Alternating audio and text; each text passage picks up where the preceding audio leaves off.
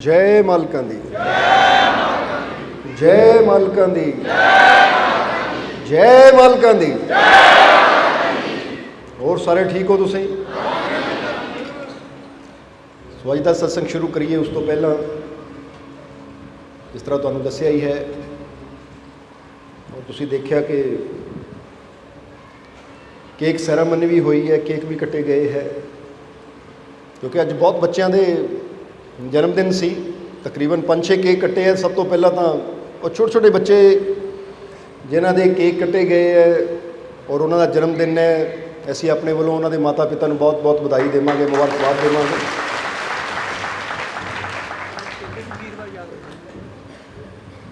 और दूसरा, कल 25 अगस्त सी और 25 अगस्त तुहानूं पता ही है कि तुहाडे साहब जी का जन्मदिन हुंदा है। तो कल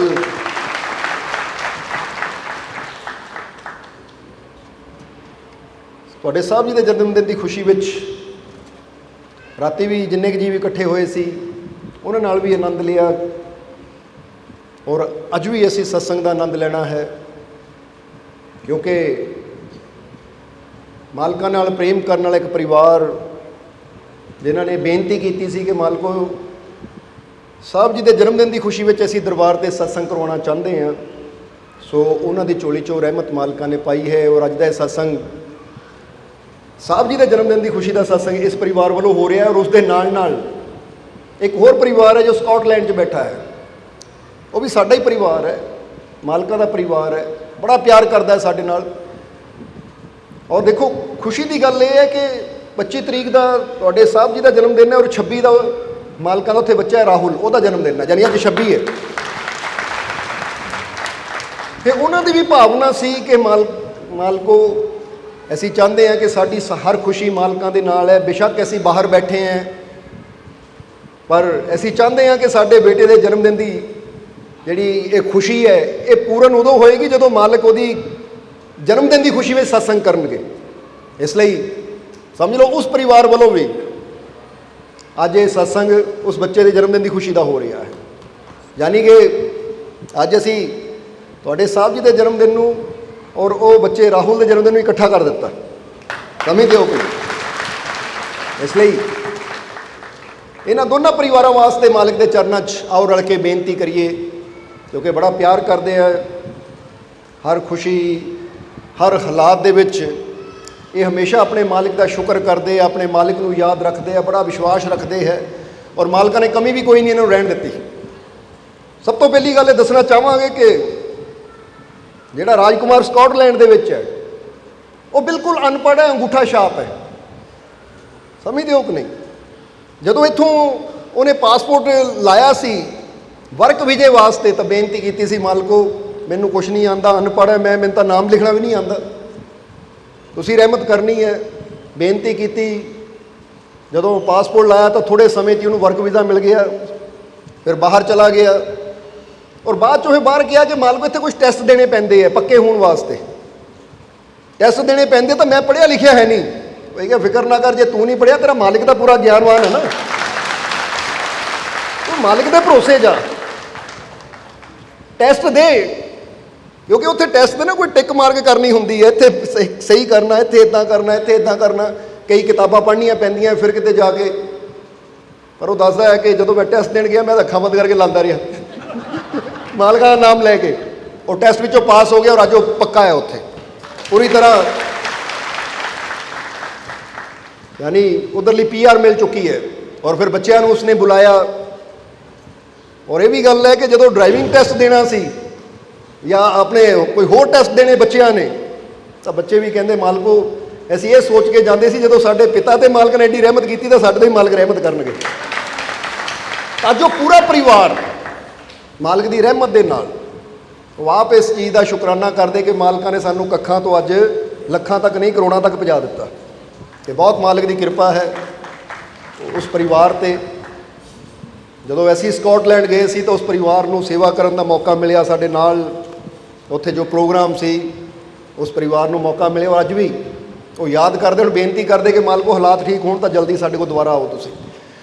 सो परिवार ਅੱਜ ਉਹਨਾਂ ਦੇ ਬੱਚੇ ਦਾ ਜਿੱਦਾਂ ਦੱਸਿਆ ਜਨਮ ਦਿਨ, ਮਾਲਕ ਦੀ ਰਹਿਮਤ ਹੈ, ਮਾਲਕ ਦੀ ਕਿਰਪਾ ਹੈ। ਸੋ ਉਹਦੇ ਵਾਸਤੇ ਵੀ ਬੇਨਤੀ ਕਰਨੀ ਹੈ ਕਿ ਮਾਲਕ ਉਸ ਪਰਿਵਾਰ ਤੇ ਆਪਣੀ ਰਹਿਮਤ, ਆਪਣੀ ਬਖਸ਼ਿਸ਼, ਕਿਰਪਾ, ਦਇਆ, ਮਿਹਰ ਹਮੇਸ਼ਾ ਬਣਾਏ ਰੱਖਣ। ਆਉਣ ਵਾਲਾ ਸਮਾਂ ਉਹਨਾਂ ਵਾਸਤੇ ਖੁਸ਼ੀਆਂ, ਰਹਿਮਤਾਂ, ਬਰਕਤਾਂ ਭਰਿਆ ਹੋਵੇ, ਕਾਮਯਾਬੀ, ਸਫਲਤਾ ਭਰਿਆ ਹੋਵੇ। ਦਿਨ ਦੁਗਣੀ ਰਾਤ ਚੌਗਣੀ ਤਰੱਕੀ ਮਾਲਕ ਉਸ ਪਰਿਵਾਰ ਨੂੰ ਦੇਣ। ਔਰ ਆ ਜਾਈਏ ਹੁਣ ਇਸ ਪਰਿਵਾਰ ਤੇ ਕਿ ਜਿਹੜੇ ਸਾਹਿਬ ਜੀ ਦੇ ਸਤਸੰਗ ਦੀ ਰਹਿਮਤ ਜਿਨ੍ਹਾਂ ਨੇ ਆਪਣੀ ਝੋਲੀ ਪਵਾਈ ਹੈ, ਇਹਨਾਂ ਦਾ ਵੀ ਜ਼ਿਕਰ ਕਰ ਦਈਏ ਥੋੜ੍ਹਾ ਜਿਹਾ ਕਿ ਇਹ ਪਰਿਵਾਰ ਦੇ ਅੰਦਰ ਹੀ ਬੜਾ ਪਿਆਰ ਹੈ, ਬੜਾ ਵਿਸ਼ਵਾਸ ਹੈ। ਔਰ ਇਹਨਾਂ ਦੇ ਹਾਲਾਤ ਵੀ ਜਦੋਂ ਦਰਬਾਰ ਤੇ ਆਏ ਸੀ ਨਾ, ਉਹ ਸੀਗੇ ਕਿ ਦਰ ਦਰ ਤੇ, ਜਿੱਦਾਂ ਬੰਦਾ ਕਹਿੰਦਾ ਦਰ ਦਰ ਦਾ ਮੰਗਤਾ ਸੀ। ਪਰ ਅੱਜ ਮਾਲਕ ਦੀ ਰਹਿਮਤ ਨਾਲ ਇਹ ਕਿੱਥੇ ਤੱਕ ਪਹੁੰਚੇ ਹੈ। ਪਹਿਲੀ ਤਾਂ ਜਦੋਂ ਬੇਨਤੀ ਲੈ ਕੇ ਆਏ ਸੀ ਆਪਣੇ ਹਸਬੈਂਡ ਦੀ ਕਿ ਉਹਨਾਂ ਨੂੰ ਇੱਕ ਸਰੀਰਕ ਰੋਗ ਸੀ, ਯਾਨੀ ਚਮੜੀ ਦਾ, ਪੌੜੀਆਂ ਵਾਲੀ ਹਾਲਤ ਸੀ, ਪਾਣੀ ਚੋਂਦਾ ਸੀ, ਜ਼ਖਮਾਂ ਵਿੱਚ ਇੰਨਾ ਸੀ ਕਿ ਪਾਣੀ ਹਰ ਵੇਲੇ ਪੀਕ ਨਿਕਲਦੀ ਹੁੰਦੀ ਸੀ। ਪੀਕ ਸਮਝਦੇ ਹੋ ਨਾ ਤੁਸੀਂ, ਜਿਹਦਾ ਰੇਸ਼ਾ ਭਰ ਜਾਂਦੀ ਹੈ ਜ਼ਖਮਾਂ ਦੇ ਅੰਦਰ, ਤਾਂ ਕੋਈ ਨੇੜੇ ਨਹੀਂ ਜਾਂਦਾ ਸੀ ਕਿਉਂਕਿ ਦੁਰਗੰਧ ਆਉਂਦੀ ਸੀ। ਮਾਲਕਾਂ ਦੇ ਅੱਗੇ ਬੇਨਤੀ ਕੀਤੀ, ਡਾਕਟਰਾਂ ਨੇ ਵੀ ਜਵਾਬ ਦੇ ਦਿੱਤਾ ਸੀ, ਡਾਕਟਰ ਵੀ ਕਹਿੰਦੇ ਸੀ ਇਹ ਠੀਕ ਹੋਣ ਵਾਲੀ ਬਿਮਾਰੀ ਹੈ ਨਹੀਂ। ਪਰ ਇਹਨਾਂ ਨੇ ਜਦੋਂ ਬੇਨਤੀ ਕੀਤੀ ਤਾਂ ਕੋਈ ਗੱਲ ਕਹੀ, ਮਾਲਕੋ ਕਿ ਡਾਕਟਰਾਂ ਕੋਲ ਦੌੜ ਕੇ ਦੇਖ ਲਿਆ, ਪਰ ਹੁਣ ਮੈਂ ਸਭ ਤੋਂ ਵੱਡੇ ਡਾਕਟਰ ਕੋਲ ਆ ਗਈ ਹਾਂ, ਮਾਲਕਾਂ ਦੇ ਕੋਲ ਆ ਗਈ, ਹੁਣ ਤੁਸੀਂ ਰਹਿਮਤ ਕਰਨੀ ਹੈ। ਤਾਂ ਮਾਲਕ ਦੀ ਕਿਰਪਾ ਹੋਈ, ਮਾਲਕਾਂ ਨੇ ਉਸ ਮੁਰਦੇ ਨੂੰ ਦੁਬਾਰਾ ਜ਼ਿੰਦਗੀ ਦਿੱਤੀ ਔਰ ਉਹਨੂੰ ਠੀਕ ਕੀਤਾ। ਔਰ ਫਿਰ ਅੱਜ ਜਿੱਦਾਂ ਦੱਸਿਆ ਕਿ ਉਹ ਹਾਲਾਤ ਸੀ ਕਿ ਆਪ ਦੱਸਦੇ ਕਿ ਮੰਗਿਆ ਤੇ ਵੀ ਸਾਨੂੰ ਕੋਈ ਦਿੰਦਾ ਨਹੀਂ ਹੁੰਦਾ ਸੀ, ਇੱਦਾਂ ਦੇ ਸਾਡੇ ਮਾੜੇ ਹਾਲਾਤ ਸੀ। ਪਰ ਜਦੋਂ ਮਾਲਕਾਂ ਦੇ ਨਾਲ ਜੁੜ ਗਏ, ਇੰਨਾ ਇਹਨਾਂ ਨੇ ਪਿਆਰ ਵਿਸ਼ਵਾਸ ਰੱਖਿਆ, ਤਾਂ ਅੱਜ ਮਾਲਕਾਂ ਨੇ ਇੰਨੀ ਇਹਨਾਂ ਤੇ ਰਹਿਮਤ ਕੀਤੀ ਕਿ ਦੇਖੋ ਬੱਚੇ ਵੀ ਬਾਹਰ ਸੈੱਟ ਹੈ ਔਰ ਮਾਲਕਾਂ ਨੇ ਇਹਨਾਂ ਨੂੰ ਵੀ ਕਈਆਂ ਕੰਟਰੀਆਂ 'ਚ ਘੁਮਾ ਦਿੱਤਾ। ਹੁਣੇ ਥੋੜ੍ਹੇ ਦਿਨ ਪਹਿਲਾਂ, ਹਾਲੇ ਕੁਛ ਦਿਨ ਪਹਿਲਾਂ ਹੀ ਬਾਹਰੋਂ ਆਏ ਵਾਪਸ। ਇਹ ਕਿਹੜੀ ਕੰਟਰੀ 'ਚ ਗਏ ਸੀ? ਥੋੜ੍ਹਾ ਕਿਉਂਕਿ ਜੀਵਾਂ ਨੂੰ ਪਤਾ ਲੱਗ ਜਾਵੇ ਵੀ ਆਹੀ ਜੀਵ ਹੈ ਨਾ, ਕਿ ਇਹ ਕੋਈ ਮਨ ਗੜੰਤ ਨਹੀਂ ਹੈ, ਇਹ ਸੱਚੀਆਂ ਘਟਨਾਵਾਂ ਦੱਸੀਆਂ ਜਾ ਰਹੀਆਂ। ਬਾਕੀ ਜੀਵ ਤੁਹਾਡੇ ਸਾਹਮਣੇ ਆਪ ਪੁੱਛ ਸਕਦੇ ਹੋ ਤੁਸੀਂ। ਹਾਂਜੀ ਮਾਲਕ ਜੀ, ਤੁਸੀਂ ਪਹਿਲਾਂ ਤਾਂ ਬਿਨਾਂ ਫਰਿਆਦ ਤੋਂ ਮੈਨੂੰ ਨਿਊਜ਼ੀਲੈਂਡ ਭੇਜ ਦਿੱਤਾ ਸੀ। ਅੱਛਾ, ਪਹਿਲਾਂ ਨਿਊਜ਼ੀਲੈਂਡ ਗਏ ਸੀ। ਠੀਕ ਹੈ। ਤੇ ਫਿਰ ਮੇਰੇ ਮਨ ਦੇ ਵਿੱਚ ਸੀ ਕਿ ਮੈਂ ਵਰਲਡ ਟੂਰ ਸਟਾਰਟ ਕਰਨਾ ਆ। World tour? ਹਾਂਜੀ। ਤੇ ਮੈਂ ਇੱਕ ਕੰਟਰੀ ਦਾ ਵੀਜ਼ਾ ਲਵਾ ਕੇ ਆਈ ਸੀ, ਹਜੂਰ ਸ਼ਹਿਨਸ਼ਾਹ ਦੇ, ਜਦੋਂ ਹਜੂਰ ਗੌਂਸ ਜੀ ਦਾ ਜਨਮ ਦਿਨ ਸੀਗਾ। ਤੇ ਤੁਸੀਂ ਕਿਹਾ ਸੀ ਆਪਣੇ ਬੱਚਿਆਂ ਨੂੰ ਅਸੀਂ ਤਾਂ ਵਰਲਡ ਟੂਰ ਦੁਨੀਆ ਪੂਰੀ ਘੁਮਾਉਣੀ ਹੈ ਇੱਦਾਂ ਕਰਕੇ। ਤੇ ਮੇਰੇ ਦਿਲ 'ਚ ਪਹਿਲਾਂ ਹੀ ਸੀ ਕਿ ਮੈਂ ਵਰਲਡ ਟੂਰ ਸਟਾਰਟ ਕਰਨਾ ਆ, ਤੇ ਤੁਸੀਂ ਉਹ ਇੱਛਾ ਆਪੇ ਪੂਰੀ ਕਰ ਦਿੱਤੀ। ਯਾਨੀ ਪੂਰੀ ਹੋ ਗਈ ਇੱਛਾ। ਤੇ ਜਿਸ ਦਿਨ ਮੈਂ ਸਰਬੀਆ ਤੋਂ ਸਾਰੇ ਰਿਪੋਰਟ ਹੋ ਗਏ ਮੇਰੇ ਮੋਹਰੇ ਜਿਹੜੇ ਸੀਗੇ ਲਾਈਨ 'ਚ ਲੱਗੇ। ਮੈਂ ਤੁਹਾਨੂੰ ਜਦੋਂ ਫੋਨ ਤੇ ਬੇਨਤੀ ਕੀਤੀ ਸੀ, ਪਰ ਮੈਨੂੰ ਤੁਸੀਂ ਜਦੋਂ ਕਿਹਾ ਕਿ ਤੁਸੀਂ ਜਾਓ, ਮੈਨੂੰ ਕਹਿੰਦੇ ਉਹਨਾਂ ਨੇ ਇੱਦਾਂ ਫੇਸ ਮੈਚਿੰਗ ਕਰਕੇ ਕਹਿੰਦੇ ਜਾਓ। ਤੇ ਇੱਕ ਬੱਚਾ ਸੀ ਮਾਲਕ ਜੀ, ਮੈਂ ਤੁਹਾਨੂੰ ਰਹਿਮਤ ਦੱਸਣਾ ਚਾਹੁੰਦੀ ਹਾਂ ਕਿ ਉਹਨੂੰ 2 ਵਾਰੀ ਉਹਨੇ ਗ੍ਰੀਸ ਜਾਣਾ ਸੀ, 2 ਵਾਰੀ ਉਹਨੂੰ ਫਲਾਈਟ 'ਚ ਬੈਠਾ ਉਹਨੂੰ ਵਾਪਸ ਮੋੜ ਦਿੱਤਾ। ਉਹ ਕਹਿੰਦਾ ਸੀ ਤੁਹਾਡੇ ਕਿਹੜੇ ਮਾਲਕ ਆ, ਮੈਨੂੰ ਦਰਸ਼ਨ ਕਰਾਓ। ਜਦੋਂ ਸਤਸੰਗ ਉਹਨੇ ਉੱਥੇ ਸੁਣਿਆ ਬੈਠੇ ਬੈਠੇ, ਉਹਨੇ ਬੱਚਾ ਸੀ ਸਾਡੇ ਨਾਲ ਗਿਆ, ਤੇ ਮਾਲਕ ਜੀ ਉਹ ਇਸ ਵੇਲੇ ਗ੍ਰੀਸ ਪਹੁੰਚਾ ਆ। ਬਹੁਤ ਗਰੀਬ ਘਰ ਦਾ ਬੱਚਾ, ਬਹੁਤ ਤੁਸੀਂ ਰਹਿਮਤ ਮਾਲਕ ਸਭ ਤੇ ਰਹਿਮਤ ਕਰਦੇ ਜੀ। ਮਾਲਕ ਜੀ ਜਦੋਂ ਤੁਸੀਂ ਨਾਲ ਆ, ਸਤਿਗੁਰੂ ਕੋਈ ਕਮੀ ਨਹੀਂ ਆ। ਸੋ ਇਸ ਪਰਿਵਾਰ ਵਾਸਤੇ ਵੀ ਵੈਸੇ ਤਾਂ ਬਹੁਤ ਮਾਲਕ ਦੀ ਰਹਿਮਤ ਹੈ, ਕਦੀ ਇਹਨਾਂ ਨੂੰ ਬੇਨਤੀ ਫਰਿਆਦ ਕਰਨ ਦੀ ਲੋੜ ਹੀ ਨਹੀਂ ਪਈ, ਕਿਉਂਕਿ ਹਮੇਸ਼ਾ ਅਸੀਂ ਦੱਸੀਦਾ ਹੈ ਕਿ ਜਦ ਵੀ ਇਹ ਜੀਵ ਨਿਆਜ਼ ਦਿੰਦੇ ਨਾ, ਖੁਸ਼ੀ ਦੀ ਦਿੰਦੇ ਹੈ ਕਿ ਮਾਲਕੋ ਸਾਨੂੰ ਬਹੁਤ ਕੁਝ ਦਿੱਤਾ, ਹੀ ਖੁਸ਼ੀ ਦੀ ਨਿਆਜ਼ ਦੇ ਰਹੇ। ਔਰ ਜਿਹੜਾ ਖੁਸ਼ੀ ਦੀਆਂ ਨਿਆਜ਼ਾਂ ਦਿੰਦਾ, ਉਹਦੀ ਝੋਲੀ ਫਿਰ ਸਦਾ ਖੁਸ਼ੀਆਂ ਨਾਲ ਹੀ ਭਰੀ ਰਹਿੰਦੀ ਹੈ, ਮੰਗਣ ਦੀ ਬੋਲਣ ਦੀ ਲੋੜ ਹੀ ਨਹੀਂ ਪੈਂਦੀ। ਇਸ ਲਈ ਮਾਲਕ ਤੁਹਾਨੂੰ ਵੀ ਖੁਸ਼ੀਆਂ, ਰਹਿਮਤਾਂ, ਬਰਕਤਾਂ ਨਾਲ ਭਰਪੂਰ ਰੱਖਣ। ਆਉਣ ਵਾਲਾ ਸਮਾਂ ਤੁਹਾਡੇ ਵਾਸਤੇ ਵੀ ਕਾਮਯਾਬੀ, ਸਫਲਤਾ ਭਰਿਆ ਹੋਵੇ। ਸੋ ਸਭ ਤੋਂ ਬੜੀ ਗੱਲ ਤਾਂ ਇਹੀ ਹੈ ਕਿ ਜਿਹਨੂੰ ਦਾਤਾ ਮਿਲ ਗਿਆ, ਉਹਨੂੰ ਦਾਤਾਂ ਦੀ ਤਾਂ ਕਮੀ ਕੋਈ ਰਹਿੰਦੀ ਨਹੀਂ ਹੈ। ਜਿਸ ਤਰ੍ਹਾਂ ਹਮੇਸ਼ਾ ਦੱਸੀਦਾ ਹੈ, ਜਬ ਮੇਰਾ ਮਾਲਿਕ ਮੇਰੇ ਸਾਥ ਹੈ ਤਾਂ ਡਰਨੇ ਕੀ ਕਿਆ ਬਾਤ ਹੈ, ਕਿ ਜਦੋਂ ਉਹਦਾ ਸਾਥ ਮਿਲ ਗਿਆ, ਉਹਦਾ ਸਹਾਰਾ ਮਿਲ ਗਿਆ, ਤਾਂ ਫਿਰ ਕਿਸੇ ਪਾਸੇ ਵੀ ਇਨਸਾਨ ਦੇ ਅੰਦਰ ਕੋਈ ਚਿੰਤਾ, ਕੋਈ ਡਰ ਨਹੀਂ ਰਹਿ ਜਾਂਦਾ। ਉਹਨੂੰ ਪਤਾ ਹੈ ਕਿ ਜਿਸ ਤੇ ਮੈਂ ਡੋਰਾਂ ਛੱਡੀਆਂ ਹੈ, ਉਹ ਹਰ ਜਗ੍ਹਾ ਮੇਰੀ ਸੰਭਾਲ ਵੀ ਆਪ ਕਰੇਗਾ, ਕਿਉਂਕਿ ਕਹਿੰਦੇ ਨਾ ਤੂੰ ਮੇਰਾ ਰਾਖਾ ਸਭਨੀ ਥਾਈ। ਬਸ ਆਪਣੇ ਮਾਲਿਕ ਤੇ ਵਿਸ਼ਵਾਸ ਰੱਖੋ। ਸੋ ਤੁਸੀਂ ਵੀ ਜੇ ਅੱਜ ਚੱਲ ਕੇ ਮਾਲਿਕ ਦੇ ਚਰਨਾਂ 'ਚ ਆਏ ਹੋ, ਤਾਂ ਦਿਲੋਂ ਜੇ ਉਸ ਮਾਲਿਕ ਦੇ ਹੋ ਜਾਂਦੇ ਹੋ, ਉਸ ਮਾਲਿਕ ਨਾਲ ਜੁੜ ਜਾਂਦੇ ਹੋ, ਆਪਣੇ ਮਨ 'ਚ ਪ੍ਰੇਮ ਵਿਸ਼ਵਾਸ ਰੱਖਦੇ ਹੋ, ਤਾਂ ਫਿਰ ਇਹ ਸਾਡਾ ਵਾਅਦਾ ਹੈ ਤੁਹਾਡੇ ਨਾਲ ਕਿ ਤੁਹਾਨੂੰ ਵੀ ਕੱਖਾਂ ਤੋਂ ਲੱਖਾਂ ਤੱਕ ਲੈ ਜਾਵਾਂਗੇ।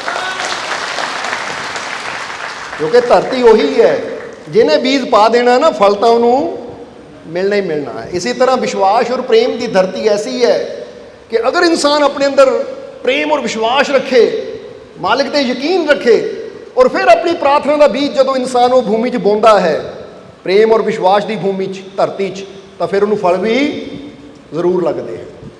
ਪਰ ਜੇ ਧਰਤੀ ਨਾ ਹੋਵੇ ਤਾਂ ਬੀਜ ਜਿੰਨੇ ਮਰਜ਼ੀ ਖਿਲਾਰੀ ਜਾਓ, ਫਿਰ ਫਲ ਮਿਲਣਾ ਕਿਸੇ ਨੂੰ? ਜਵਾਬ ਦਿਓ ਸਾਨੂੰ। ਹੁਣ ਬੰਦਾ ਕਵੇ ਇੱਕ ਪੱਥਰ ਪਿਆ, ਪੱਥਰ ਉੱਪਰ ਮੈਂ ਮੁੱਠ ਭਰ ਕੇ ਬੀਜਾਂ ਦੀ ਰੱਖ ਦਿੱਤੀ, ਤਾਂ ਉੱਥੇ ਕੀ ਮਿਲਣਾ ਹੈ? ਜ਼ਮੀਨ ਚਾਹੀਦੀ ਹੈ। ਇਸੇ ਤਰ੍ਹਾਂ ਜ਼ਮੀਨ ਦੇ ਅੰਦਰ ਗਿਆ ਇੱਕ ਬੀਜ ਵੀ ਇੱਕ ਬ੍ਰਿਕਸ਼ ਨੂੰ ਪੈਦਾ ਕਰ ਦਿੰਦਾ ਹੈ, ਔਰ ਇੱਕ ਬ੍ਰਿਕਸ਼ ਪੈਦਾ ਹੁੰਦਾ ਤਾਂ ਲੱਖਾਂ ਹੀ ਫਲ ਔਰ ਠੰਡੀ ਛਾਂ ਇਨਸਾਨ ਨੂੰ ਦੇਣੀ ਸ਼ੁਰੂ ਕਰ ਦਿੰਦਾ ਹੈ। ਇਸੇ ਤਰ੍ਹਾਂ ਸਮਝ ਲਓ ਕਿ ਜਦੋਂ ਅਸੀਂ ਪ੍ਰੇਮ ਔਰ ਵਿਸ਼ਵਾਸ ਰੱਖਦੇ ਹਾਂ ਨਾ, ਤਾਂ ਇਹ ਉਹ ਜ਼ਮੀਨ ਹੈ ਜਿਹਦੇ ਵਿੱਚੋਂ ਖੁਸ਼ੀਆਂ ਦੇ ਫਲ ਫੁੱਲ ਸਾਨੂੰ ਪ੍ਰਾਪਤ ਹੋਣੇ ਹੈ। ਇਸ ਲਈ ਆਪਣੇ ਅੰਦਰ ਪੂਰਾ ਯਕੀਨ ਰੱਖੋ, ਪੂਰਾ ਵਿਸ਼ਵਾਸ ਰੱਖੋ, ਤਾਂ ਮਾਲਕ ਤੁਹਾਡੀਆਂ ਝੋਲੀਆਂ ਵੀ ਖੁਸ਼ੀਆਂ ਨਾਲ ਜ਼ਰੂਰ ਭਰਨਗੇ। ਆਉਣ ਵਾਲਾ ਸਮਾਂ ਤੁਹਾਡੇ ਵਾਸਤੇ ਵੀ ਖੁਸ਼ੀਆਂ ਭਰਿਆ ਜ਼ਰੂਰ ਆਏਗਾ। ਸੋ ਹੁਣ ਤਿਆਰ ਹੋ ਫਿਰ ਸਤਸੰਗ ਦਾ ਆਨੰਦ ਲੈਣ ਨੂੰ?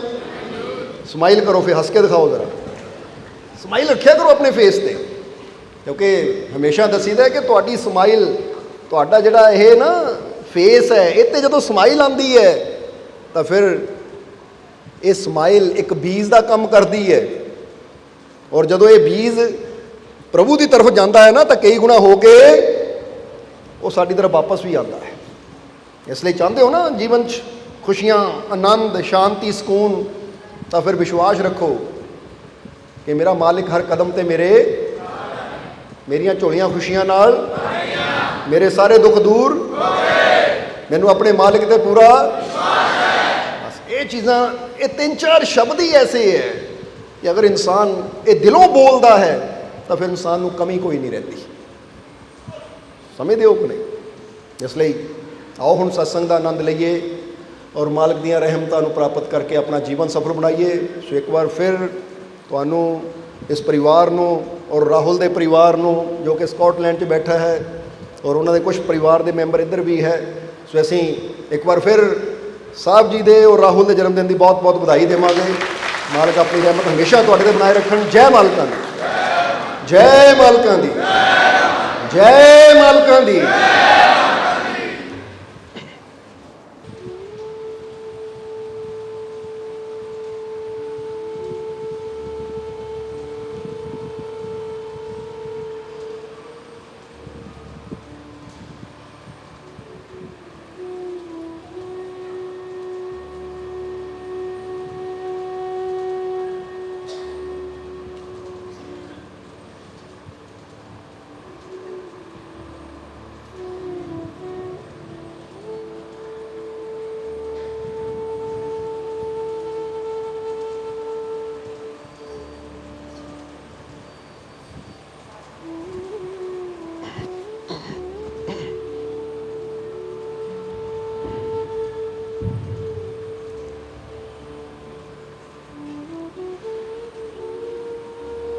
ਸ਼ੁਰੂ ਕਰਦੇ ਹਾਂ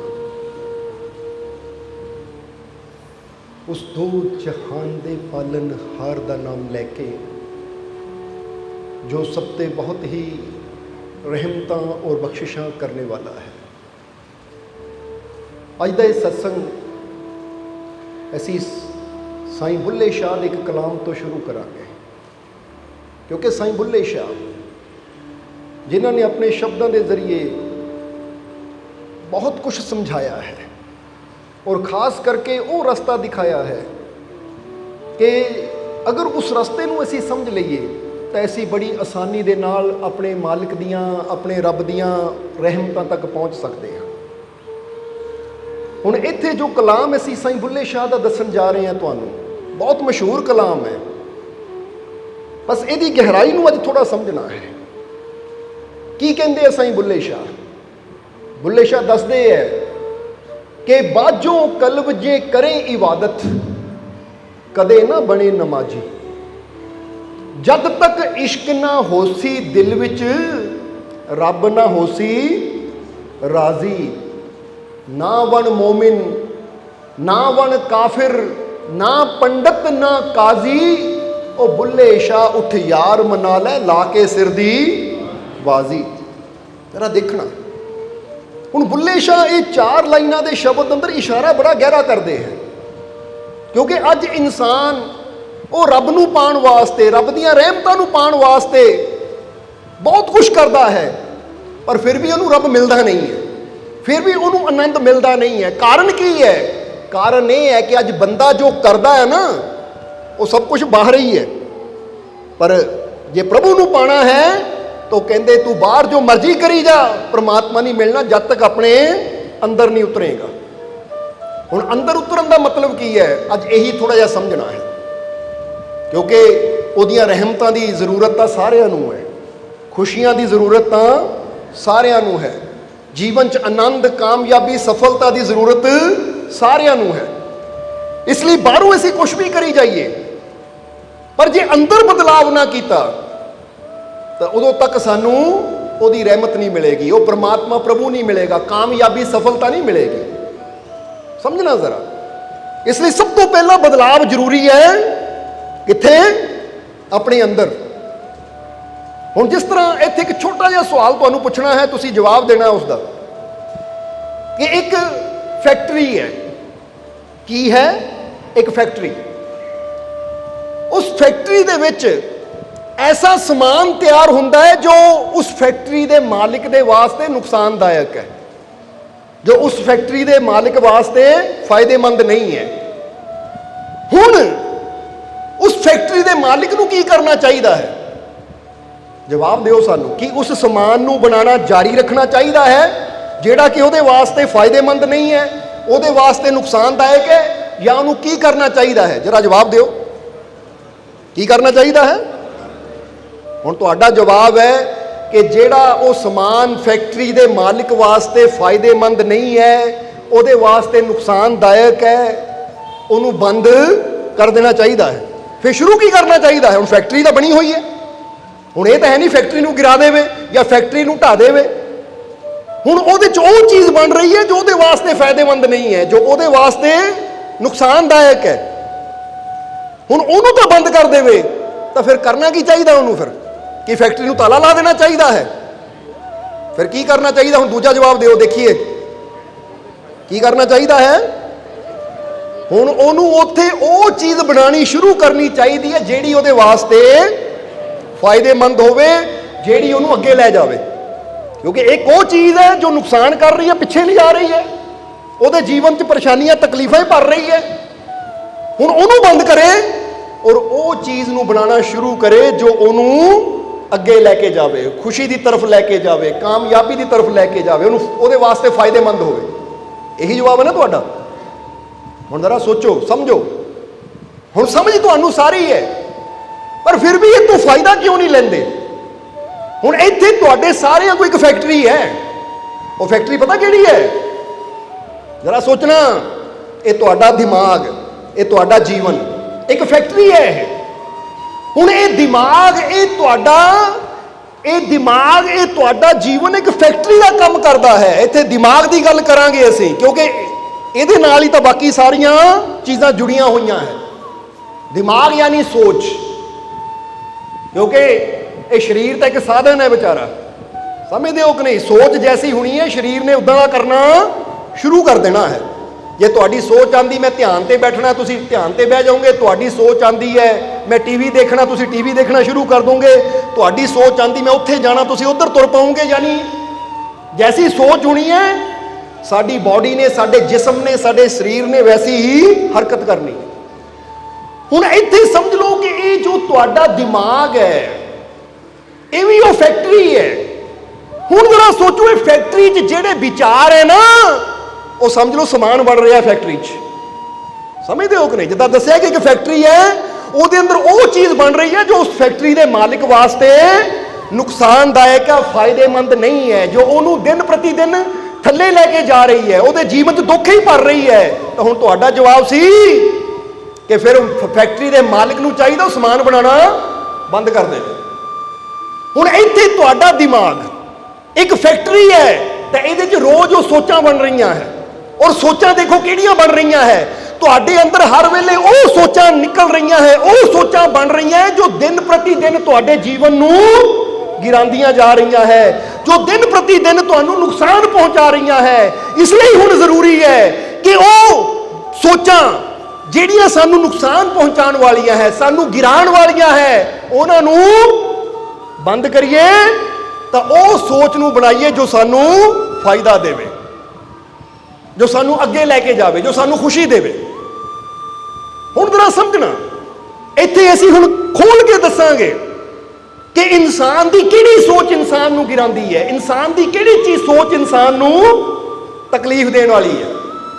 ਕਿਉਂਕਿ ਜਦੋਂ ਸਾਡੇ ਦਿਮਾਗ 'ਚ ਇਹ ਸੋਚ ਚੱਲਦੀ ਹੈ ਕਿ ਮੇਰਾ ਦੁੱਖ ਬਹੁਤ ਬੜਾ ਹੈ, ਇਹ ਠੀਕ ਨਹੀਂ ਹੋਣਾ, ਤਾਂ ਕਿਹੜਾ ਸਮਾਨ ਬਣ ਰਿਹਾ ਸਾਡੇ ਅੰਦਰ, ਸਾਡੀ ਫੈਕਟਰੀ 'ਚ ਕਿਹੜੀ ਚੀਜ਼ ਬਣ ਰਹੀ ਹੈ ਜੋ ਸਾਨੂੰ ਤਕਲੀਫ ਦੇਣ ਵਾਲੀ ਹੈ, ਜੋ ਸਾਨੂੰ ਦੁੱਖ ਦੇਣ ਵਾਲੀ ਹੈ। ਹੁਣ ਇੱਥੇ ਕੀ ਚਾਹੀਦਾ ਹੈ ਕਿ ਜਦੋਂ ਮੈਂ ਆਪਣੇ ਦਿਮਾਗ 'ਚ ਨੈਗੇਟਿਵਿਟੀ ਲਿਆਂਦਾ ਹਾਂ ਕਿ ਮੈਂ ਠੀਕ ਨਹੀਂ ਹੋਣਾ, ਤਾਂ ਇਹ ਤੁਹਾਨੂੰ ਚੀਜ਼ ਖੁਸ਼ੀ ਦੇਗੀ, ਤੁਹਾਨੂੰ ਆਨੰਦ ਦੇਗੀ, ਜਾਂ ਤੁਹਾਨੂੰ ਜ਼ਿਆਦਾ ਦੁਖੀ ਕਰ ਦੇਗੀ? ਜਰਾ ਸਮਝਣਾ। ਕਿਉਂਕਿ ਉਸੇ ਤਰ੍ਹਾਂ ਹੈ ਕਿ ਜਿਸ ਤਰ੍ਹਾਂ ਬੰਦਾ ਡਾਕਟਰ ਕੋਲ ਜਾਵੇ ਨਾ, ਡਾਕਟਰ ਕਹਿ ਦੇਵੇ ਇਹ ਬਿਮਾਰੀ ਠੀਕ ਹੋਣ ਵਾਲੀ ਹੈ ਨਹੀਂ, ਤਾਂ ਬੰਦਾ ਸੁਣ ਕੇ ਹੀ ਬੈੱਡ ਤੇ ਪੈ ਜਾਂਦਾ ਹੈ। ਤਾਂ ਇੱਕ ਬੰਦਾ ਡਾਕਟਰ ਕੋਲ ਜਾਂਦਾ ਤਾਂ ਡਾਕਟਰ ਕਹਿੰਦੇ ਕੁਛ ਨਹੀਂ, ਥੋੜੀ ਜਿਹੀ ਬਿਮਾਰੀ ਹੈ, ਠੀਕ ਹੋ ਜਾਣੀ ਹੈ, ਤਾਂ ਬੰਦਾ ਹੌਸਲੇ ਨਾਲ ਵਾਪਸ ਘਰ ਨੂੰ ਆ ਜਾਂਦਾ ਹੈ। ਹੁਣ ਇੱਥੇ ਵੀ ਦੱਸਣਾ ਚਾਹਾਂਗੇ ਕਿ ਡਾਕਟਰ ਕੀ ਕਹਿੰਦੇ ਹੈ ਉਹ ਇੰਨਾ ਮਾਇਨੇ ਨਹੀਂ ਰਖਾਂਦਾ, ਅੰਦਰ ਤੁਸੀਂ ਕੀ ਸੋਚਦੇ ਹੋ ਜ਼ਿਆਦਾ ਮਾਇਨੇ ਰਖਾਂਦਾ ਹੈ।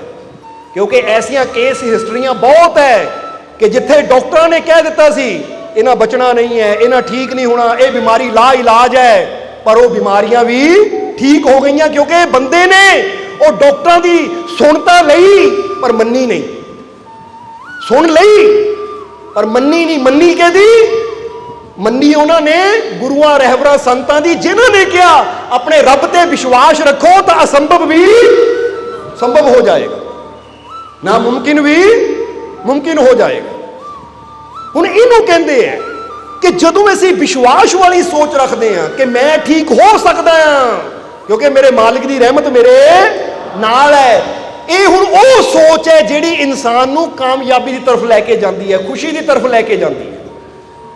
ਇਸ ਲਈ ਆਪਣੀ ਸੋਚ ਨੂੰ ਚੈੱਕ ਕਰਨਾ ਕਿ ਤੁਹਾਡੀ ਦਿਮਾਗ ਦੀ ਫੈਕਟਰੀ ਵਿੱਚ ਕਿੱਦਾਂ ਦੇ ਵਿਚਾਰ ਬਣ ਰਹੇ ਹੈ।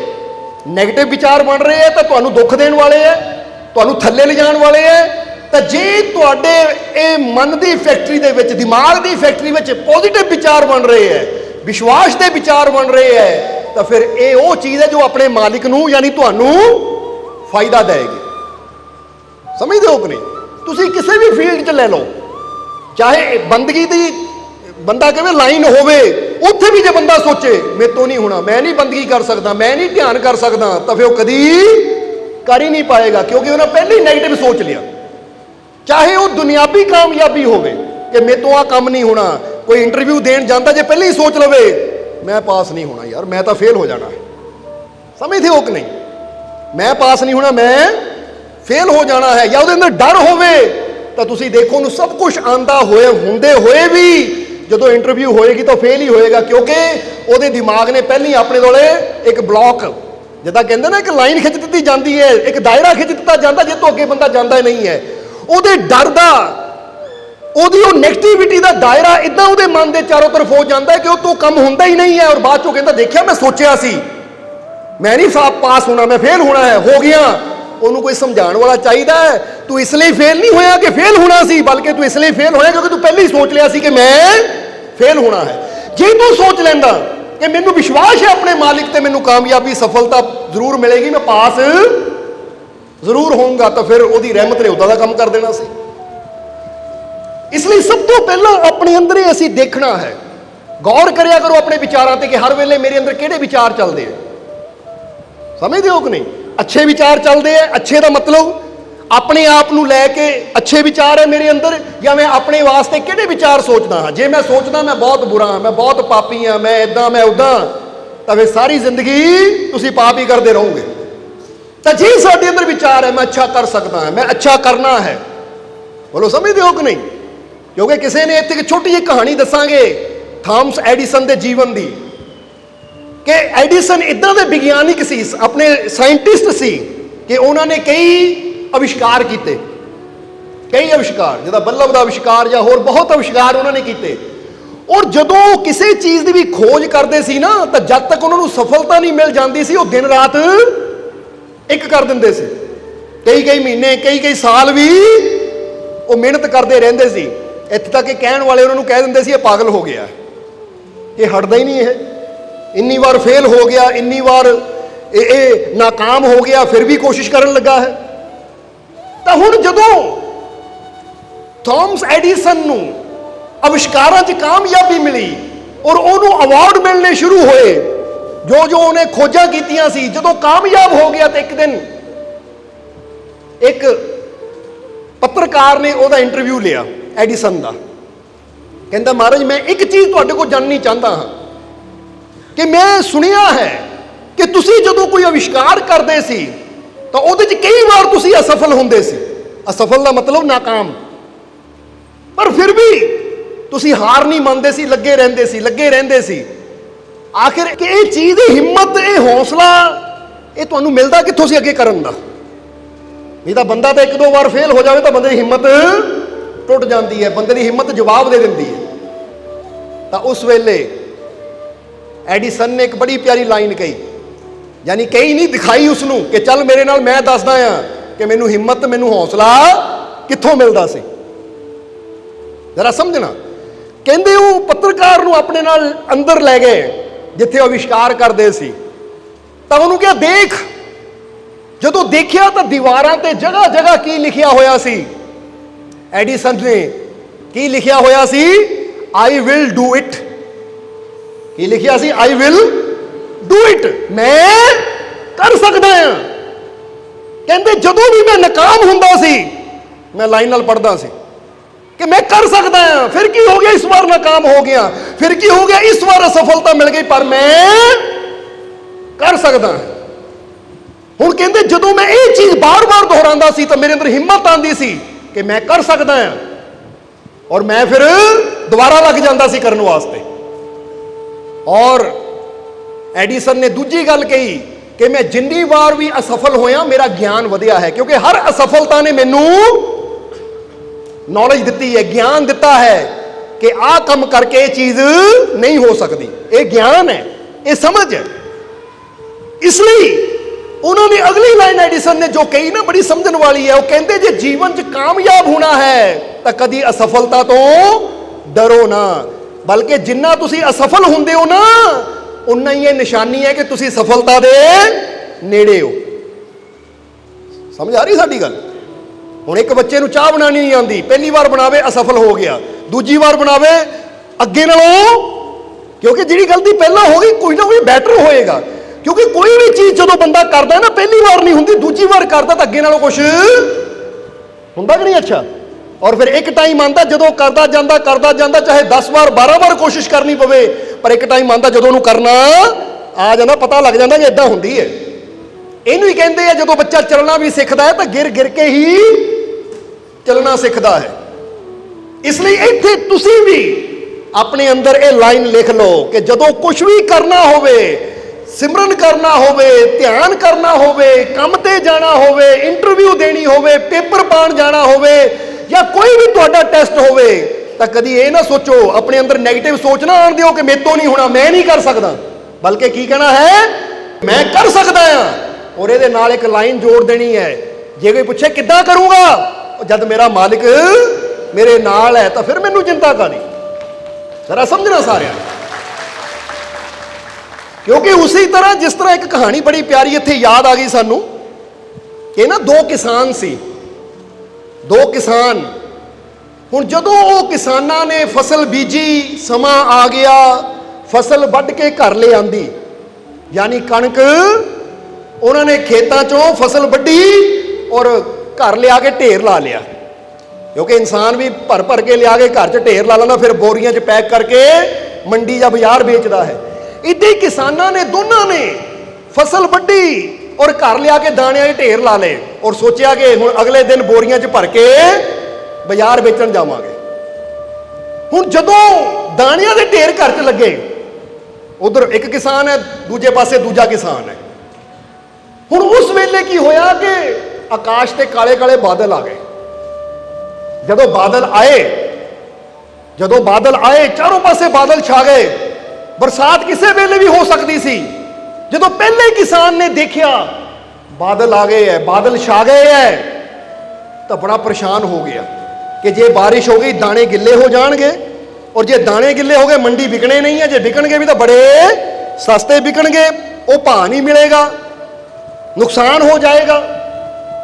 ਇਸ ਲਈ ਉਹਨੇ ਜਦੋਂ ਦੇਖਿਆ ਬਾਦਲਾਂ ਨੂੰ ਤਾਂ ਹੱਥ ਜੋੜ ਕੇ ਬਹਿ ਗਿਆ, ਹੇ ਪ੍ਰਮਾਤਮਾ, ਹੇ ਪ੍ਰਭੂ, ਮੈਂ ਤੇਰੇ ਅੱਗੇ ਬੇਨਤੀ ਕਰਦਾ ਹਾਂ, ਫਰਿਆਦ ਕਰਦਾ, ਅਰਦਾਸ ਕਰਦਾ, ਬਾਰਿਸ਼ ਨਾ ਹੋਵੇ, ਕਿਰਪਾ ਕਰੀ, ਇਹ ਬਰਸਾਤ ਤੋਂ ਬਚਾ ਲੈ, ਬਰਸਾਤ ਨਾ ਹੋਵੇ ਨਹੀਂ ਤਾਂ ਮੇਰੇ ਦਾਣੇ ਖਰਾਬ ਹੋ ਜਾਣੇ। ਉਹ ਹੁਣ ਬੇਨਤੀ ਕਰਨ ਲੱਗ ਗਿਆ। ਇੱਧਰ ਦੂਜੇ ਪਾਸੇ ਦੂਜਾ ਕਿਸਾਨ ਹੈ।